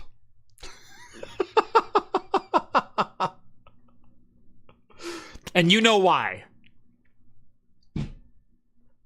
Any announcements yet on episode 400? I'm waiting on some other news and some potential cross announcements with that. We've got 9 weeks to figure it out. Maybe in the next 4 weeks we'll be willing to talk about something if something may or may not be happening. So, yeah. Vince says we need a new flask in case of Cloudflare. I have been considering adding an in case of BGP to the store, as well as a couple other standard in case of flasks. But yeah, no, in case of Cloudflare might be a good one. Zeus, what did you do? It was something that was referenced. It was a question that was asked, to which my sister is very sensitive about. So we'll just leave it at that. I'm not going to get into details, but there was an inside joke and a barb that was thrown very intentionally from Zeus. So,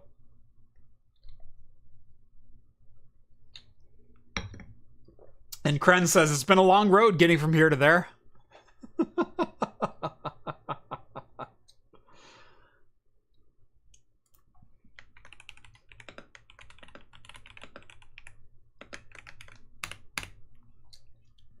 All right. I think last call. Do we have any other questions in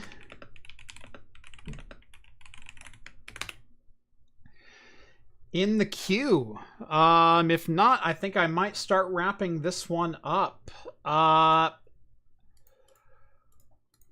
So I had a couple stories in reserve just in case for the fleeting moments, but we'll give a last call for voice calls.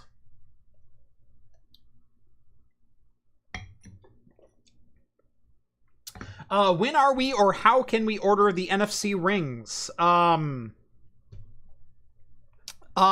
do have some NFC rings, and I have the jig kind of assembled for my laser. Honestly, I put it on the back burner for a while because I have been super busy with other things. But if you guys are interested in the NFC rings, I will absolutely put that back on the front burner, and maybe this weekend I'll sit down on my laser and I'll try to crank out some designs for that. Because I have some ideas on things that I'd like to see done with those.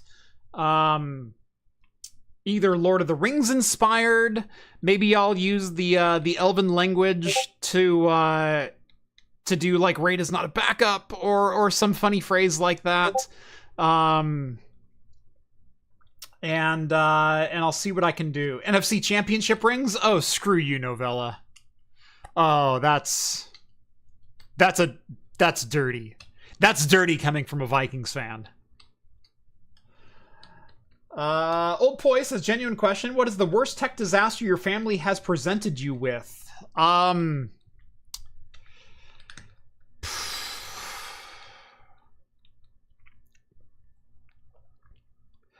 Honestly, outside of like 15 years ago, like, oh no, we've got like a bunch of ad pop-ups on our PC. Not a whole lot that's been really terrible. My family all in has avoided crypto locker scams and the call Microsoft for your antivirus support because we detected a virus on your PC. They've been pretty good over the last decade plus, I can say. So yeah, not a lot of note in the last 10 to 15 years, luckily. Let's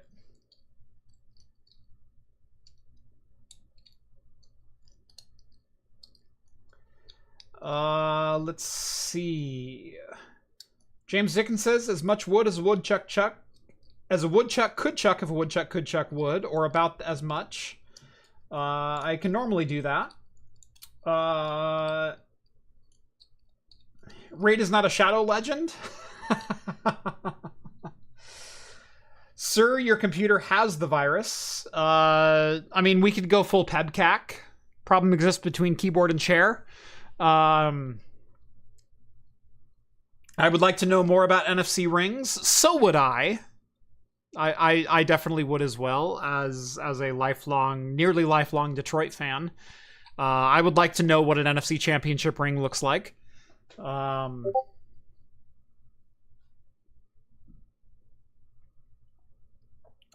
Yeah, and let's go ahead and send in the one to close. We've got one more voice question, then we'll close that off. ID10T reports. Nice. Yes, a couple ID10Ts coming in. 3 in a row, in fact, from 3 different people. That's awesome.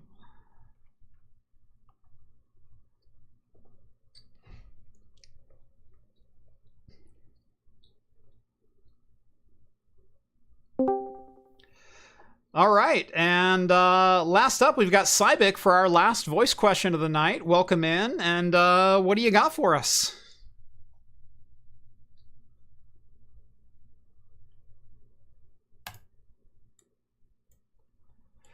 Are you there? Do we have you?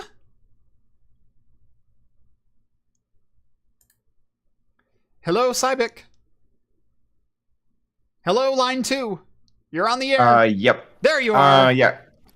Sorry. Oh, you're fine. So I have the simplest question because basically you've covered everything about everything. So, very simple. How are you, sir? I'm good. I'm good overall. I mean, other than, you know, being 40 years old and I slept wrong, so my neck hurts for the next 3 days. That's what I'm dealing with right now. If I look up, I have this shooting pain that comes from the top of my head down midway through my shoulder blade at the moment. So that's been interesting during the show, and it's kind of spiked a couple of times.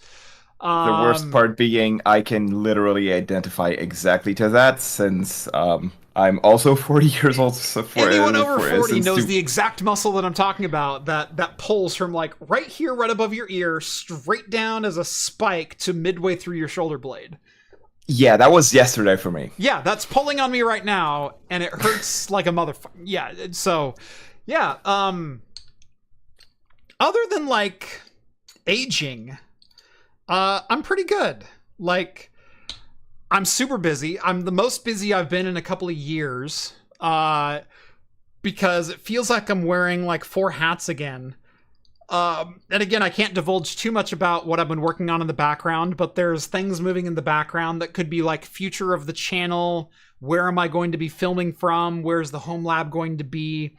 That I'm super excited for, and I can't wait until there's anything to announce. And I'm hoping there's an announcement within the next couple of weeks of like, hey, we did a thing.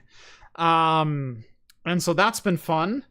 But you know, last week, 10 days ago, I bought my first EV. I've been driving a Chevy Bolt for the last 10 days. Put about 230 miles on it, and it's been absolutely everything that I wanted in a car for a very long time. I'm happy to hear that as an EV owner myself. What do you have? Unfortunately, I have one of the Teslas, Model 2018, so I bought it. Okay. The Model 3 2018, so essentially, if not the first model, like 1.5, the first sub-revision, essentially. Gotcha. I hold nothing against Tesla owners so long as they bought prior to 2024. And so, like, once mask was off, like, yeah, I have a problem, but, like, I have a brother-in-law who works for Tesla building their superchargers, and even then it's like, okay, you're benefiting someone I vehemently hate, but at the same time, it's like you're also doing good because it's for the EV ecosystem in general, so I have no ill will. So how do you like the Model 3? I've known a couple people with Model 3s. What's your take? And which do you have the long range? Do you have the all-wheel drive? Like, which one do you have? I have the long range all-wheel drive. Sorry for the stutter. I don't have performance. Okay. While I don't actually go on big drives, it still has as much range as initially. And the one thing I'm stressing this with this word, hate about the car is I cannot have the media experience exactly how I want, as in Android Auto or Apple CarPlay. It is their media and nothing else. Yes. If I had Android Auto, this car would literally, I would be driving this car into the ground. Yeah. Have you looked at the Android Auto add-on units that can sit on your dash? Have you looked at those at all? I have looked at those. On principle, I can understand how it works. The issue is, in some countries, literally, they are blocked because they rely on the browser. And so, essentially, Tesla can actually just block that anywhere else. Right. Okay. And also, essentially, that also means that if Tesla changes anything in the browser experience, this could actually degrade, if not just disable, that whole thing. Right. Exactly. Okay. Yeah. I will say straight up, while I'm absolutely loving my Chevy Bolt as a first-time full EV owner, we also own a 2022 Toyota Sienna Hybrid, which has been absolutely wonderful. and kind of got me into wanting an EV in the first place. I don't even consider a car today if it doesn't have CarPlay / Android Auto integration, because I don't want to be locked into a first-party system, period. Like, the ecosystem has been so open for so long, why would I close it off? And why would I want to limit my feature set and limit my integration ability when I have a faster and more up-to-date computer in my pocket than you could possibly put in my dash? I want this. I don't want your thing. And so to be overly pedantic, some of these media units are actually like x86, essentially APUs. Sure. So saying that the phones are more powerful, I think is not necessarily false, but close to not being true. Right. It's towing a line if I'm looking at frame rate, but I'm looking at the integration ability of my contact list, my navigation, my daily settings, my personal information, because some people are the only people that ever drive their cars. My family has 3 cars and we all drive each other's cars. Yeah, and on that side, yeah, I can agree. Just going in and having that experience in any car you are driving. Why wouldn't I expect in this day and age to sit down in the driver's seat, press the power button, and my Android Auto pops up with my common destinations, with my phone book, with my settings, with my music, with my everything else? It's far more powerful than any integrated system could possibly be, simply because it knows who I am, and this is what knows who I am. And, we can argue to death, this shouldn't know that much about me, but it does. So, but yeah. I mean, at some point, it's less about this should not, and it's more about what does it know about me that I gave it, and then if it completes all of that data, now it gets freaky. Exactly. But yeah, no, looking at like new EVs, because right now I was buying an EV for today. I wanted a city runabout that could get me from point A to point B. My average daily drive is maybe 15-ish miles. Like I don't ask a lot out of my cars, anymore. And I just wanted something that could do that and can charge on level 1 and I'd be fine for multiple days at a time. And the Bolt has been amazing. But I was also looking at some newer EVs, and Chevy in particular has stripped Android Auto and CarPlay out of their integration system in favor of their own first-party thing, which still relies on Google Maps, but isn't driver-specific. And so basically, they imitated Tesla. Right. They imitated Tesla, and there's a couple other automakers that are doing that same thing. And I went, why in the world would you do that? Oh, right. You want the advertising revenue that comes from being able to promote the things that people pay you for, and you want my data. Look, at the end of the day, you're a car company, and you should make your money from cars. And I'm really irritated. The idea that Chevy is giving up CarPlay and Android Auto integration for the potential that 6 years down the road, when someone buys that car second or third party, that they will sign up for the LTE integration with OnStar One, which includes the turn-by-turn navigation and the touch-to-speak and all the things that my phone already does, at the cost of $600 a year, is 0%. Not a single used car buyer is going to go, what's the integrated system like? Oh, it requires $600 a year? Screw you, I already have a cell phone. Can we just get can we get back the doubled-in media units, please?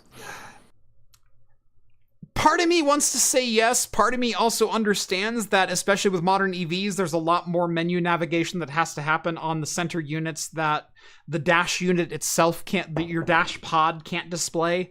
At least not in, that's fair. In a fair fashion. And so I I have less of a problem of like the EVs and my hybrid that have like vehicle information and configuration within the center console that also displays Android Auto.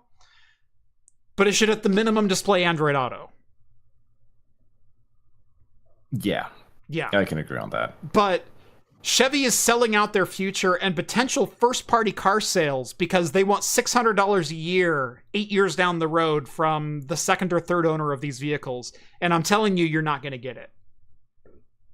That is never going to be a thing. No one is going to buy a 2025 Chevy Bolt in the year 2033 for $200 a month and then go, you know would be great if I paid another $60 a month to get turn-by-turn navigation turned on in my head unit.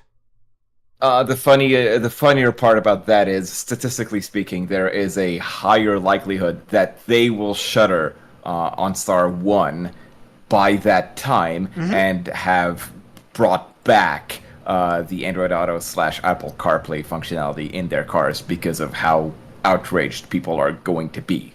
Yes. And how less sales they're going to see because everyone is going to move to German or Chinese or Japanese cars. Yep. That's exactly right. USA. I'm sorry. I just live here. That was not even an indictment this time. I know. But I feel like I have to apologize today. And I'm the Canadian, so. Right. So, thank you so much for the question. Much appreciated. Of course. Yeah. And cheers. We'll probably catch you in the after party. Cheers, sir. Mm-hmm. Cheers. All right. Got a couple of super chats to get to. Fat Hacker sends over $5 Car companies are now Mr. Krabs. Money! Yes. Why did you do this? Money! Yeah. It's so infuriating that consumer rights and privacy are being trampled for the potential of $500 a year 8 years down the road, which no one will buy. I would love to see GM's numbers on people who actually subscribe to OnStar services from a used car perspective. I bet it's sub 5%. I bet it's less than 5%. And nothing they are ever going to do is going to match the functionality that you have in a phone, especially 5 years from now. Nothing they can do is going to compete. Because they're a car company. Allison sends over £2. Thank you so much. I'm not wearing any pants. Film at 11. Well, hello. Michael sends over a membership chat, 34 months. Thank you so much, Michael. You will own nothing and like it. Yes, exactly. Cool. All right. Well, that has been a Talking Heads with a lot of different twists and turns and a little bit different take on the show than you normally see, but I hope you had fun along the way. Yeah, it's been kind of a long week. Hopefully next week we'll be back to normal schedule. I know a lot of my co-hosts had kind of a long week as well, which is why they're not on board today. And you got me solo with literally like a smattering of random guest hosts. So thank you all who sent in questions. That was so much fun. Last minute, Elmo chimes in with a $5 super chat. Thank you so much, Elmo. Since Vince talks Star Trek, I'm going Lego. Any new models you are looking to get? Oh, of course. Look, I already have the Force Awakens Millennium Falcon, and I know it came out like a year ago, but I so want the Dark Falcon with Darth Jar Jar, because I feel like that's canon in my head. I know it's literally duplicating a model I already have, almost brick for brick, but I freaking want the Dark Falcon. And I don't even want it for the Falcon, I want it for the Darth Jar Jar minifig. And if I have to buy the minifig by myself, it's going to be like $100. I understand how Lego works. But I feel like I have to have that.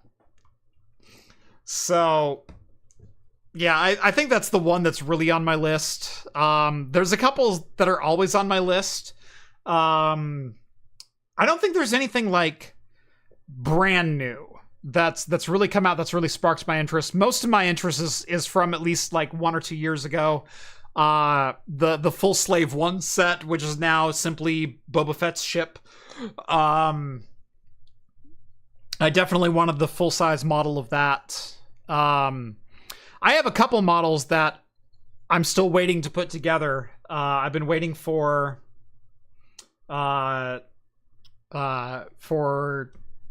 literally the time to put them together. In fact, one that I was considering possibly going down and seeing if Paul's Hardware wanted to do a collab on his brick channel, because Paul's Hardware has a Lego channel that he's trying to start up. I have the NV1 Starfighter from Mandalorian, the Hot Rod Naboo Starfighter. I have the official Lego set for that. I also have the Lego MOC that came out like 3 months prior to that set being released. Both of them brand new in box. Well, one of them's brand new in box, the other is brand new in bags.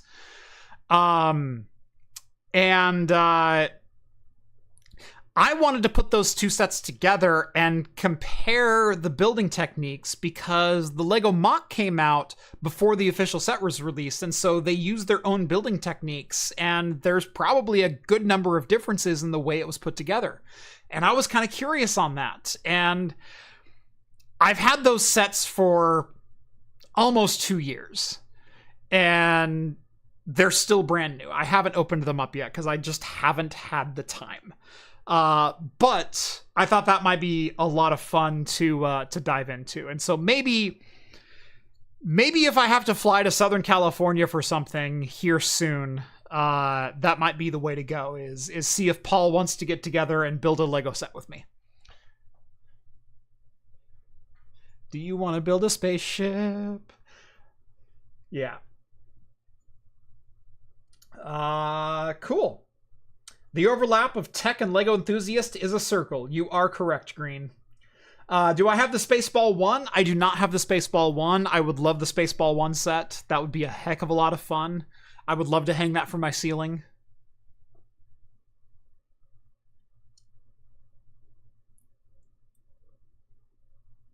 So, all right.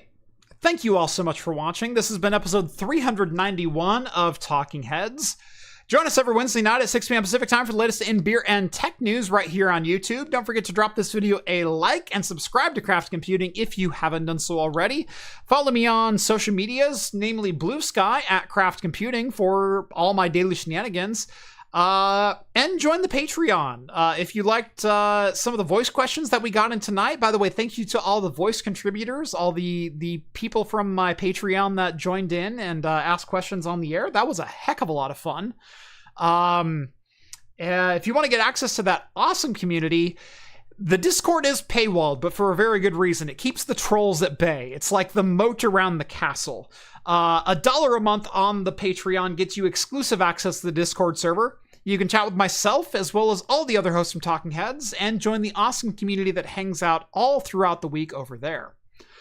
But that is going to do it for me. Thank you all so much for watching. And as always, I will see you